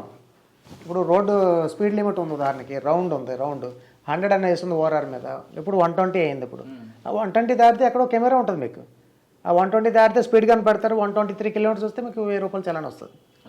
ఇట్లా. ఓకే సార్, ట్రాఫిక్లో మీకు ఇంకా అందులో పీహెచ్డీ చేస్తున్నారు మీరు. అలాంటి ట్రాఫిక్ తర్వాత ఎక్కడికి వచ్చారు? ట్రాఫిక్ ఏసీపీ తర్వాత పేట బషీరాబాద్ లాండ్ ఆర్డర్ ఏసీపీకి వచ్చాయి. అక్కడ ఏమన్నా గుర్తు, ఒక రిసార్ట్లో కేసు గుర్తున్నట్లుగా? అంటే డిఫరెంట్ కేసెస్ ఉన్నాయి. కాకపోతే ఒకటి మీరు 2022లో ఒక వైన్ షాపు, ఉద్దమర్రేణి గ్రామంలో వైన్ షాపు దగ్గర కొంతమంది రాజస్థాన్ చెందిన దుండగులు రాత్రిపూట వైన్ షాప్ క్లోజ్ చేసి ఆ క్యాష్ కలెక్షన్ 2,08,000 రూపాయలు ఎంతో ఉంది క్యాష్, వాళ్ళ ఇంటికి పట్టుకెళ్ళే క్రమంలో వాళ్ళు కంట్రీ మేడ్ తుపాకు తీసుకొచ్చి కాల్చి గాల్లోకి 2 కాల్చారు. వాడికి కాల్స్తే అదృష్టవశాత్తు అతను తగలేదు. షట్టర్లోకి బుల్లెట్ పోయి అతను గాయపడలేదు ఎవరు, కానీ ఆ డబ్బులు లాక్కుని పోయారు. అది వెరిఫై చేసిన కంట్రీ మేడ్ తుపాకు వాడారంటే సీరియస్ ఇష్యూ అనమాట, రాబరీ పైగా అది. సో దాన్ని మనకి ఎక్కువ శాతం సీసీ కెమెరాలు, బాగా విస్తృతమైన దర్యాప్తు చేయాల్సి వచ్చింది. సీసీ కెమెరాలు ప్లస్ ఎక్కడో ఒక మోటార్ సైకిల్ అబాండన్ చేశారు. ఆ మోటార్ సైకిల్ ఆధారంగా, తర్వాత సీసీ కెమెరా క్లూస్ ఆధారంగా చాలా ఒక 1 వారం రోజులు కష్టపడి ఆ రాజస్థాన్లో భరత్పూర్ నుంచి గ్యాంగ్ని పట్టుకుని తీసుకొచ్చాం. అది అపారమైన సాటిస్ఫాక్షన్ ఇచ్చింది మనకి. సార్, భరత్పూర్ ఢిల్లీ బోర్డర్, అక్కడ పోయి ఎఫ్ఐఆర్ తేవడం తలకు మించిన ప్రాణం. ఎందుకంటే వాళ్ళే గ్రామస్తులు పోలీసు మీద తిరగబడతారు. మరి అటువంటి సిచ్యువేషన్లో ఎలా పికప్ చేస్తారు? అంటే అప్పుడు వెళ్ళిన టీం కూడా ఏసీపీ అండ్ ఆ లెవెల్లో టీం వెళ్ళాం. తర్వాత అంటే మా సిపి గారు స్టీఫెన్ రవీంద్ర సార్ ఏమో అక్కడ సీనియర్ ఆఫీసర్లతో, కొలీగ్స్ తోటి ఆ లెవెల్లో వాళ్ళతో మాట్లాడి పై లెవెల్లో నుంచి బాగా ప్రెస్ చేయడం వల్ల అక్కడ కూడా కాన్సన్ట్రేషన్ సీనియర్ లెవెల్లో మనకు సహకారం కోసం వాళ్ళు కోఆపరేట్ చేశారు. సో మామూలుగా చాలా కష్టసాధ్యం. అంటే కింద లెవెల్లో కోఆర్డినేషన్ లేకుండా వెళ్తే కనుక అది సీనియర్ ఆఫీసర్స్ బాగా ఇన్వాల్వ్ అయ్యి చేసినారు కాబట్టి మనకి అది సక్సెస్ఫుల్గా. ఆ కేసు కన్విక్షన్ వచ్చిందండి? ఇంకా రాలేదు, ఇంకా ఇప్పుడు ఈ మధ్యలో రాబోతుంది అది ఎవిడెన్స్. ఓకే, ఇంకా బాగా మీకు గుర్తున్న లాంటాడు కేసులు ఉన్నాయి. అసలు అక్కడ క్రైమ్ నేచర్ ఎలా ఉంటుందండి? అంటే అక్కడ డిఫరెంట్ ఇప్పుడు కొత్తగా కాలనీస్ అన్ని డెవలప్ అవుతున్నాయి. ఇంతకుముందు ఊరు చివరి ప్రాంతాలు అవన్నీ, ఇప్పుడేమో ఆల్మోస్ట్ మేడ్చెల్లు, సామీర్పేట, తర్వాత ఆల్వాల్ అయితే ఆల్రెడీ ఎప్పటి నుంచో డెన్స్లీ పాపులేటెడ్. ఇలా కొంచెం కొత్త కాలనీస్ డెవలప్ అవుతున్నాయి. డిఫరెంట్ టైప్స్ ఆఫ్ క్రైమ్స్, ఎక్కువ కొన్ని మర్డర్ కేసెస్ ఉన్నాయి, ప్రాపర్టీ అఫెన్సెస్ చాలా ఎక్కువ. అంటే ఊరు చివరి ప్రాంతాలు ఇవన్నీ కూడా ఇప్పుడు ఇల్లుకి గ్యాప్ ఉంటుంది. అంటే దొంగలు రక్కీ చేసుకోవడానికి కావచ్చు, తర్వాత రాత్రిపూట ఎక్కడన్నా టెంట్లు వేసుకుని ఉండడం, రైల్వే స్టేషన్లో ఉండడం, మేడ్చల్ కానీ బొల్లారం కానీ పారిపోవడానికి కూడా ఇప్పుడు ఎక్కువ మనకి ధార్ నుంచి గ్యాంగ్ వచ్చేది. ధార్ అని మధ్యప్రదేశ్లో ఉంది. అక్కడి నుంచి గ్యాంగ్ వస్తే అక్కడ దిగేవి, పేట బసిరాబాదు మేడ్చల్లో దిగి వాళ్ళు అక్కడ 4-5 రోజులు ఆ బుడగలు అమ్ముతారని, లేకపోతే ఇంటింటికి సర్వే చేసి తాళాలు వేసుకుని ఇల్లు కొట్టేసేవారు. సో అది అప్పుడు స్టీఫెన్ రవీంద్ర గారు సిపిగా ఉన్నప్పుడు 2021-22 ఆ టైంలో కొంచెం దాన్ని గట్టి పగడ్బందీగా టీమ్స్ని బాగా ఎక్కువ మంది అరెస్ట్ చేసిన తర్వాత లాస్ట్ 1 year 1.5 years నుంచి బాగా తగ్గినాయి, నేరాలు తగ్గినాయి. ఒకప్పుడు మేడ్చల్, పేట బషీరాబాద్, షామీర్పేట అనగానే డకాయిట్లు ఎక్కువ ఉండేవి. అవును, ఫామ్ హౌస్లో అవును. ఇప్పుడు తగ్గిందంట. డకాయిటీస్ ఆ రకమైన తోటల్లో ఉన్న వాళ్ళ మీద దాడి చేసి ఈ డకాయిటీస్ పెద్ద తీవ్రమైన ఏం జరగలేదు. కానీ అక్కడ అంటే మీరు అక్కడ ఏం సాటిస్ఫాక్షన్ కలిగే కేసు ఏందని చెప్తాను. ఒకటి 2021 January 3న నేను అక్కడ ఏసీపీగా జాయిన్ అయ్యాను. 9వ తారీఖున ప్రణీత్ ప్రణవ్ అని చెప్పి ఇక్కడ మల్లంపేటలో ఓఆర్ఆర్ పక్కన పెద్ద వెంచర్ ఉంది. కూకట్పల్లి ఎమ్మెల్యే గారి మాధవరం కృష్ణారావు గారి వాళ్ళ కొడుకాలు చేస్తున్నారు. అందులో కొత్త అపార్ట్మెంట్స్ అంటే కొత్త విల్లాస్ కడుతున్నారు. ఒక 300 సుమారు విల్లాస్ ఉంటాయి అందులో, ఆనుకుని ఉంటాయి. అందులో ఎస్ అక్కడ ఈ కొత్త ఇళ్లలో లాగే కేబుల్స్ ఉంటాయి, వైర్లు. అంటే దానికి 300-400 విల్లాస్ అంటే ఎంత మెటీరియల్ ఉండాలి. ఆ మెటీరియల్స్ అంతా కూడా ఒక పెద్ద గొడవంలో దాచిపెట్టారు. అంటే అన్ని ఇళ్లలోకి వేరింగ్ చేయడం కోసం ఆ మెటీరియల్ని వీళ్ళు ఒక గ్యాంగ్, వేరే గ్యాంగ్, డిఫరెంట్ అఫెండర్స్ ఢిల్లీ నుంచి వచ్చిన వాళ్ళు ఒక దొంగతనం అయింది. రాత్రిపూట అందులో ఎంటర్ అయ్యి ఒక కారు తీసుకొచ్చి ఈ మెటీరియల్ అంతా దొంగతనం చేసుకుపోయారు. సుమారుగా 25-30 లక్షల రూపాయలు విలువైన మెటీరియల్ దొంగతనం చేశారు. దొంగతనం చేసి రాత్రి అయ్యింది, వాళ్ళు వాచ్మెన్ అవి కట్టేసి కొట్టి వెళ్ళిపోయారు. ఆ 9వ తారీఖు రాత్రి అయింది కదా, 9వ తారీఖు 10వ తారీఖు రాత్రి అందరిని సిపి గారు, అప్పుడు సజ్జనార్ సార్ సిపి గారు అయితే దాన్ని అంటే అందరికి నేను వెళ్ళిన 3-4 రోజులకి ఇది అఫెన్స్ అయింది, చాలా సీరియస్ అయింది, పెద్దది ఎలా పట్టుకుంటారు, పెద్ద టీమ్స్ ఫామ్ చేశారు, అన్నీ చేశారు. ఆ రోజు మేడ్చల్ ఎస్ఐ గజేంద్ర అని, నా ఏరియాలో 5 పోలీస్ స్టేషన్లు ఉన్నాయి. 5 పోలీస్ స్టేషన్లు 5 ఎస్ఐలని సీఎల్ని అందరినీ కూడా డిఫరెంట్ ప్లేసెస్లో వెహికల్ చెకింగ్ చేయించడానికి, లేకపోతే రోడ్డు మీద తనిఖీలు సీరియస్గా చేస్తున్నప్పుడు నేను ఓఆర్ఆర్ ఆ మేడ్చల్ చెక్ పోస్ట్ అక్కడ ఏరియాలో ఓఆర్ఆర్ మీద తిరుగుతూ అందరినీ సెటిల్ అలర్ట్ చేస్తే అక్కడెక్కడ అందరిని అడుగుతున్నాను. అందులో ఒక బోలేరో వెహికల్లో మేడ్చల్ వాళ్ళు రాత్రి ఎవరైతే ఎంతమంది దొంగిలించారో 5 మంది ఒక బోలేరో వెహికల్లో చెక్ పోస్ట్ కాడ అంటే టోల్ గేట్ దగ్గర, కండ్లకోయ టోల్ గేట్ దగ్గర దాటిపోతున్నారు. అక్కడే ఎస్ఐ అని టీం ఉంది, మనం ప్లాన్లో భాగంగా అన్ని చోట్ల పెట్టాం. లక్కీగా ఆ బోలేరో వెహికల్లో అనుమానం ఎక్కడ పోవాలంటే అడు ఢిల్లీ ఎట్లా పోవాలంటాడు. ఢిల్లీ పోవాలని ఎక్కడ ఎందుకు అడుగుతాను, కొంచెం అనుమానం వచ్చింది ఎస్ఐకి. నాకు ఫోన్ చేసే కొద్దిగా అనుమానంగా ఉంది సార్ అంటే ముందు ఆపేయండి, వాళ్ళని ఆపి అన్నీ చెక్ చేయండి అన్న. అన్నీ చెక్ చేస్తే ఆ 5 క్యాండిడేట్స్ ఉన్నారు. ప్లస్ అక్కడ బోలేరో మనకి ఏదైతే అక్కడ సీసీటీవీలో ఉందో ఆ 4 క్యాప్స్ ఉన్నాయి. ఒక వీల్ క్యాప్ ప్లాస్టిక్ది ఊడింది. ఆ వీల్ క్యాప్ అన్నీ చూసుకున్నాం కదా, అవన్నీ కూడా ఏమైనా ఉన్నాయా అని అడిగితే అది నెంబర్ సరిగా రాలేదు లైట్లో నైట్. బట్ సీట్ల కింద చెక్ చేసి చూస్తే అక్కడ నేను వచ్చాను ఇమీడియట్గా ఒక 5 నిమిషాల దూరంలో ఉన్నాను. నేను చూసి అందులో మా ఎస్ఐ గారు చూసేటప్పటికి సీట్లో 10 లక్షల రూపాయలు డబ్బులు ఉన్నాయి. ఎలా దొరికినాయి సరే ఎలాగా అంటే మేడ్చల్ పిఎస్ తీసుకెళ్ళాం. అప్పుడు ప్రవీణ్ రెడ్డి పట్టుకున్నాం కదా, బండిలో ఉన్నారు వాళ్ళు దారి తెలియక వెతుక్కుంటున్నారు. వాళ్ళు ఢిల్లీ నుంచి వచ్చారు అఫెండర్ నేరస్తులు. అది లోకల్లో ఒక ఎలక్ట్రికల్ షాప్లో అమ్మేసి అయిన కాడికి అమ్మేసి ఆ డబ్బులు తీసి పెట్టుకున్నారనమాట. సరే తీసుకెళ్ళి ఇంట్రాగేట్ చేస్తే 9వ తారీఖున అఫెన్స్ అయింది, 10వ తారీఖు రాత్రి పట్టుకున్నాం, 11వ తారీఖున అక్కడ సిపి గారు నార్సింగ్ దగ్గర ఎస్ఓటీ టీంలో పెట్టి ఇంట్రాగేట్ చేశారు, అన్నీ చేశారు. అంటే ఒక దొంగతనం చేసిన మేజర్ దొంగతనం చేసిన రెడ్ హ్యాండెడ్ దొరకడం అనమాట. అది రెడ్ హ్యాండెడ్ దొరికి ఇమీడియట్ డిటెక్ట్ అయిపోయింది. డిటెక్ట్ అయిన తర్వాత రిసీవర్ని తర్వాత ఎవరెవరు ఇలాంటి సిమిలర్ అఫెన్సెస్ ఎక్కడ చేశారు అన్నీ కూడా తీగంతా మొత్తం లాగారు. సో అదే కొంచెం అపారమైన సాటిస్ఫాక్షన్ కలిగింది. అంటే నిన్న జరిగింది ఈరోజు పట్టుకున్నారు. గ్రేట్నెస్ ఎస్ఐ గజేందర్ అని ర్యాంకర్ ఎస్ఐ. బట్ బాగా అనుమానించాడు, అంటే క్యాజువల్గా చెక్ చేయకుండా ప్రతి వెహికల్ చెక్ చేయడం, అందులో అనుమానం ఉన్నారని చెప్పి సీసీటీవీ ఫుటేజ్లో ఏ విధమైన డిఫెక్ట్స్ కానీ అవి కానీ నెంబర్ ఉంటాయో బోలేరో బండి అంతా టాలీ అయింది సైంటిఫిక్గా. మీరు వచ్చే వరకు వాళ్ళని ఆపాడు. నేను ఓఆర్ఆర్ మీద ఉన్నాను. ఓఆర్ఆర్ జస్ట్ అలా తిరిగి కిందకి రావడం వరకే. అలర్ట్ చేస్తున్నాం. ఈలోగా వాళ్ళని ఎస్ఐ బావులకు చేద్దాం అనుకోలేదు. లేదు టోల్ గేట్ దగ్గర ఎప్పుడు సిబ్బంది ఉంటారు కదా, అక్కడే పట్టుకున్నారు. మన వాళ్ళంతా ఒక ఎస్ఐతో పాటు 4-5 ఉన్నారు. ఓకే. అంటే ఎస్ఐ కొంచెం అంటే నిర్లక్ష్యంగా నిర్లిప్తతో కాకుండా శ్రద్ధగా పనిచేసాడు. సో వాళ్ళు దొరికింది. అది క్యాజువల్గా ఊరికి పైపైన చూసుంటే వెళ్ళిపోనాలి. ఓకే సార్, మీరు చెప్తున్న పేట్ బషీరాబాద్, ఆల్వాల్, షామీర్పేట్, తర్వాత మేడ్చల్, ఆ ప్రాంతాలు దొడ్డిగల్, ఆ ప్రాంతంలో రిసార్ట్స్ ఎక్కువ ఉంటాయి. రిసార్ట్లో రేవ్ పార్టీలు ఎక్కువ జరుగుతుంటాయి. అంటే రేవ్ పార్టీస్ దాని మీద చాలా ఎక్కువ దృష్టి పెట్టాం. కానీ షామీర్పేటలో బాగా జరిగింది కదండి. షామీర్పేటలో ఇప్పుడు అలంకృత రిసార్ట్స్ ఉన్నది మంచిదే, అది కొంచెం క్వాలిటీ ఉన్నది. శని నరసింహ ఉన్నది, ఆరోగ్య బౌలు కాకుండా ఇంకా చాలా ఉన్నాయి కదా. ఇది ప్రైవేట్ ఎక్కడన్నా ఫామ్ హౌసెస్లో అయితే ఉండాలి. కానీ రేవ్ పార్టీస్ నేనున్న టైంలో ఎప్పుడు కూడా మన దృష్టికి రాలేదు. అట్లా డ్రగ్స్ కాదు. ఈ ప్రాంతం నార్త్ పార్ట్ ఆఫ్ హైదరాబాద్ కొంచెం ఆ యాక్టివిటీ తక్కువ. ఇటువైపు సార్ పేట్ బషీర్ లేదని చెప్పను, బట్ మన నోటీస్ రాలేదు. పేట్ బషీర్ తర్వాత బేగంపేట ఏసీపీ, బేగంపేట, ఇక్కడంతా వీవీపీ మూవ్మెంట్ స్టార్ట్ అయింది. ఎయిర్పోర్ట్ కావచ్చు, ఇది కావచ్చు. మీరు ఫస్ట్ డిపార్ట్మెంట్కి వచ్చేసారు 95లో. ట్రెడిషనల్ క్రైమ్ అప్పుడప్పుడే ఎండ్ అవుతుంది.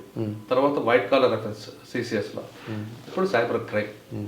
సైబర్ క్రైమ్ చేసేవాడు కంటికి కనిపించడు, వాడంతా అన్ఎడ్యుకేటెడ్, బాధితులందరూ హైలీ ఎడ్యుకేటెడ్ ఉంటారు. హైలీ కాదు, అందరూ ఉంటుంది, ఏజ్ గ్రూప్ సంబంధం లేదు. ఒకసారి అఫెన్స్ అయిన తర్వాత పట్టుకోవడం కష్టమే, రికవరీ ఇంకా కష్టం అవుతుంది. అసలు అది జరగకుండా ఉండాలంటే ప్రజలు ఎలాంటి జాగ్రత్త తీసుకోవాలి? సైబర్ క్రైము విక్టిమ్స్ చదువుకున్న వాళ్ళే కాకుండా చదువుకోని వాళ్ళు కాకుండా బాగా చదువుకున్న వాళ్ళు కూడా విక్టిమ్స్ ఉన్నారు. ఎందుకంటే దీనికి కారణం అంటే చాలా వరకు అత్యాశ, కొంత తెలియనితనం. అంటే ఇప్పుడు ఉదాహరణకి ఒక OLXలో ఎవరో ఒక ఆర్మీ పర్సన్, నేను నా కారు అమ్మేస్తున్నాను, ఢిల్లీకి ట్రాన్స్ఫర్ అయిపోయింది, అక్కడ తీసుకెళ్ళాను, నేను 10 లక్షల కారు ఒక 5 లక్షలకి ఇచ్చేస్తానంటాడు.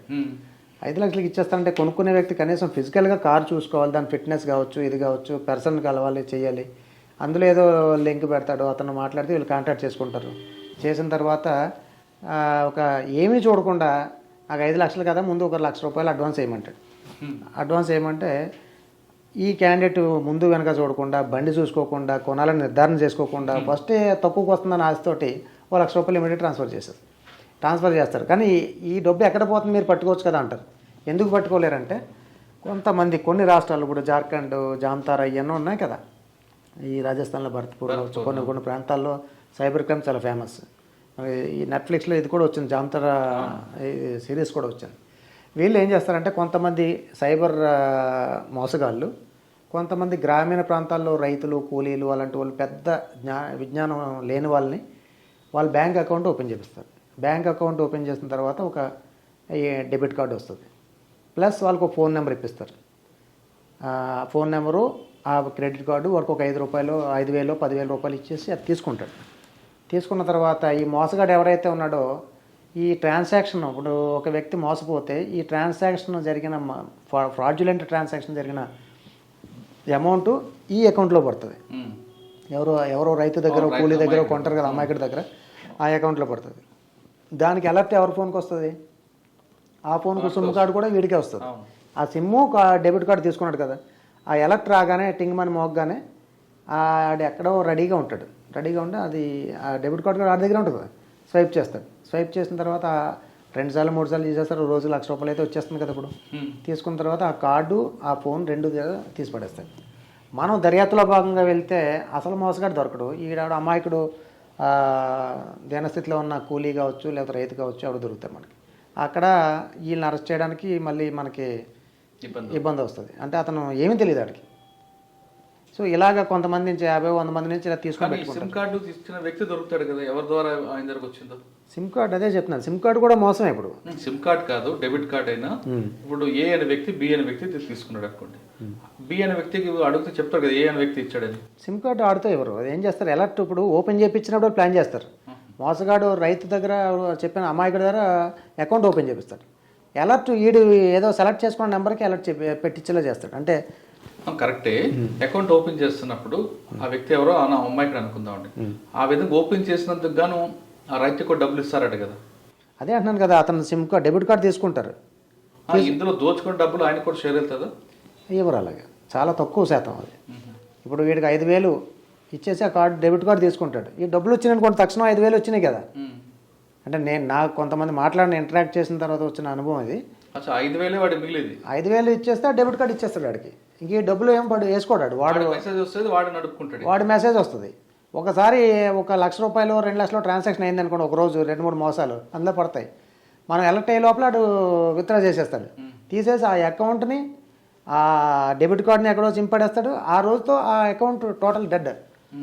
మళ్ళీ ఈడే ఉంటాడు అందులో. ఆ ఫోన్ కూడా ఎక్కడో తీసేసి దాన్ని ధ్వంసం చేసేస్తాడు. చిన్న చీప్ క్వాలిటీ ఫోన్లో ఏదో నెంబర్ ఏదో ఉంటుంది. ఇంకా సిమ్ కార్డు అక్కడతో అంటే ₹1,00,000 ఇవన్నీ పక్కన పడేస్తారు. మళ్ళీ ఇంకొకటి వాడుతూ ఉంటారు. ఇట్లా మీరు ఇన్వెస్టిగేషన్ వెళ్తే వీడు దొరుకుతాడు. అసలు దొరకాలంటే మళ్ళీ అక్కడ మనం ఎక్కడైతే డ్రా చేశాడో ఆ డ్రా చేసిన ఏటీఎం కార్డుకి ఆ ఏటీఎం డ్రా ఉంటుంది కదా, సీసీటీవీ ఫుటేజ్, అది కూడా ఒక 4 రోజుల లోపలైతే కొంతవరకు దొరుకుతుంది, ఫుటేజ్ దొరుకుతుంది. ప్లస్ కొంత లెబోరియస్ ప్రాసెస్ అది. కరెక్టే సార్. అందరూ సీసీటీవీ ఫుటేజ్లో డబ్బులు డ్రా చేసి దొరుకుతాడు. వాడు ఆన్లైన్లో షాపింగ్ చేస్తే వెళ్ళొచ్చు. కానీ ఆన్లైన్లో షాపింగ్ చేస్తే ఇప్పుడు సపోజ్ మీరు ఇది చేశారు, ఆ ఫుటేజ్ మళ్ళీ అక్కడ షాప్ చేసిన ఆ షాప్లో ఉన్న ఫుటేజ్ చేయొచ్చు, చేస్తాడు. నెక్స్ట్ అతను ఐడి ఇవ్వడు కదా, ఎవరో డెబిట్ కార్డో లేకపోతే క్రెడిట్ కార్డో మోసం జరిగింది, ఆ మనిషి అక్కడికి వెళ్ళాల్సిన అవసరం లేదు కదా. ఇంకా మీరు ఎలాగ ట్రేస్ చేస్తారు? చాలా కష్టం అది. ఓకే సార్, ఇటువంటి మోసాలు జరగకుండా ప్రజలకు మీరు చెప్పే టిప్స్ ఏంటంటే? అంటే ఇప్పుడు అన్వాంటెడ్ పర్సన్ నుంచి, మనకు తెలియని వ్యక్తి నుంచి ఏ విధమైన మెసేజ్ వచ్చినా, సపోజ్ మీరు యూరో లాటరీ 14 కోట్లు గెలుచుకున్నారు, మీరు ₹5,00,000 ట్యాక్స్ కట్టేసి విడిపించుకోండి అంటారు. లాటరీ టికెట్ కొనకుండా లాటరీలో డబ్బులు వచ్చిన సందర్భం ప్రపంచంలో ఎక్కడా లేదు అసలు. అంటే మనం పెట్టుబడి పెట్టి లాటరీ టికెట్ కొనకుండా లాటరీ వచ్చిందంటే ఎలా నమ్ముతాం? ప్రజలు అది ఆలోచించుకోవాలి ఫస్ట్. తర్వాత ఇంకోటి ఏంటంటే, ఎవరో అడ్రస్ లేని వ్యక్తి మనకు 5,00,000 కట్టమంటున్నాడంటే ఎవరికి కడుతున్నాం, ఎందుకు కట్టాలి, అసలు ఏ ట్యాక్స్లు, ఇన్కమ్, కస్టమ్స్ క్లియరెన్స్ ఏంటి, ఇదేంటి అదేంటి చూడాలి. ఇంకోటి OLX మోసాలు అంటారు. OLX అన్నీ మోసం కాదు. OLXలో జెన్యూన్. ఇప్పుడు మనం నా ఫోన్ అమ్మేస్తాను, నేను OLXలో నేను యాడ్ పెట్టుకుంటాను. ఆ ఇంట్రెస్ట్ ఉన్న వ్యక్తిని నన్ను ఇక్కడ బేగంపేటలో ఉన్నాను పలానా చోట రమ్మని కలిసి చూసి మాట్లాడుకుని జెన్యూన్ అయితే ట్రాన్సాక్షన్ చేసుకోవడం తప్పులేదు. కానీ అసలు మనం ఏమీ చూడకుండా ఆడెవడో ఒక మీకు ఒక ఇది ఇవ్వండి, లేకపోతే క్యూఆర్ కోడ్ ఇస్తాం, అదే స్కాన్ చేయండి అంటారు. సో మన డేటా, మన ఫోన్లో ఉన్న సమస్త సమాచారం అందిపోతుంది. తర్వాత ఇంకోటి ఓటీపీ చెప్పమంటారు. ఓటీపీ ఎందుకు?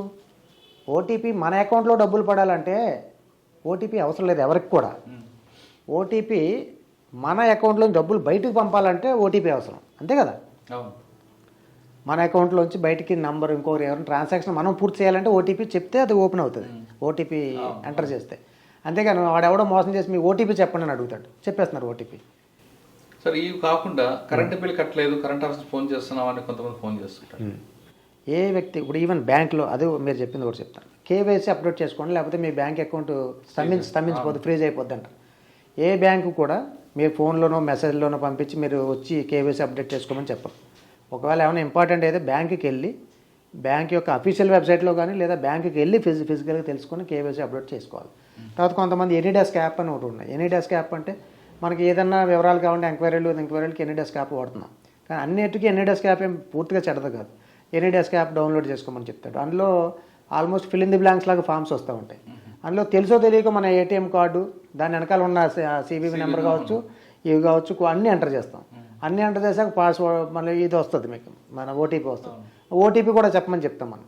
వాడు అడుగుతాడు ఓటీపీ, వీడు కూడా చెప్పేస్తారు. ఇతనికి అంతా దృష్టి ఎంతసేపు ఏదో ట్రాన్సాక్షన్ జరుగుతుందేమో, మరి ఏదో జరిగిపోతుంది అనుకుంటాడు.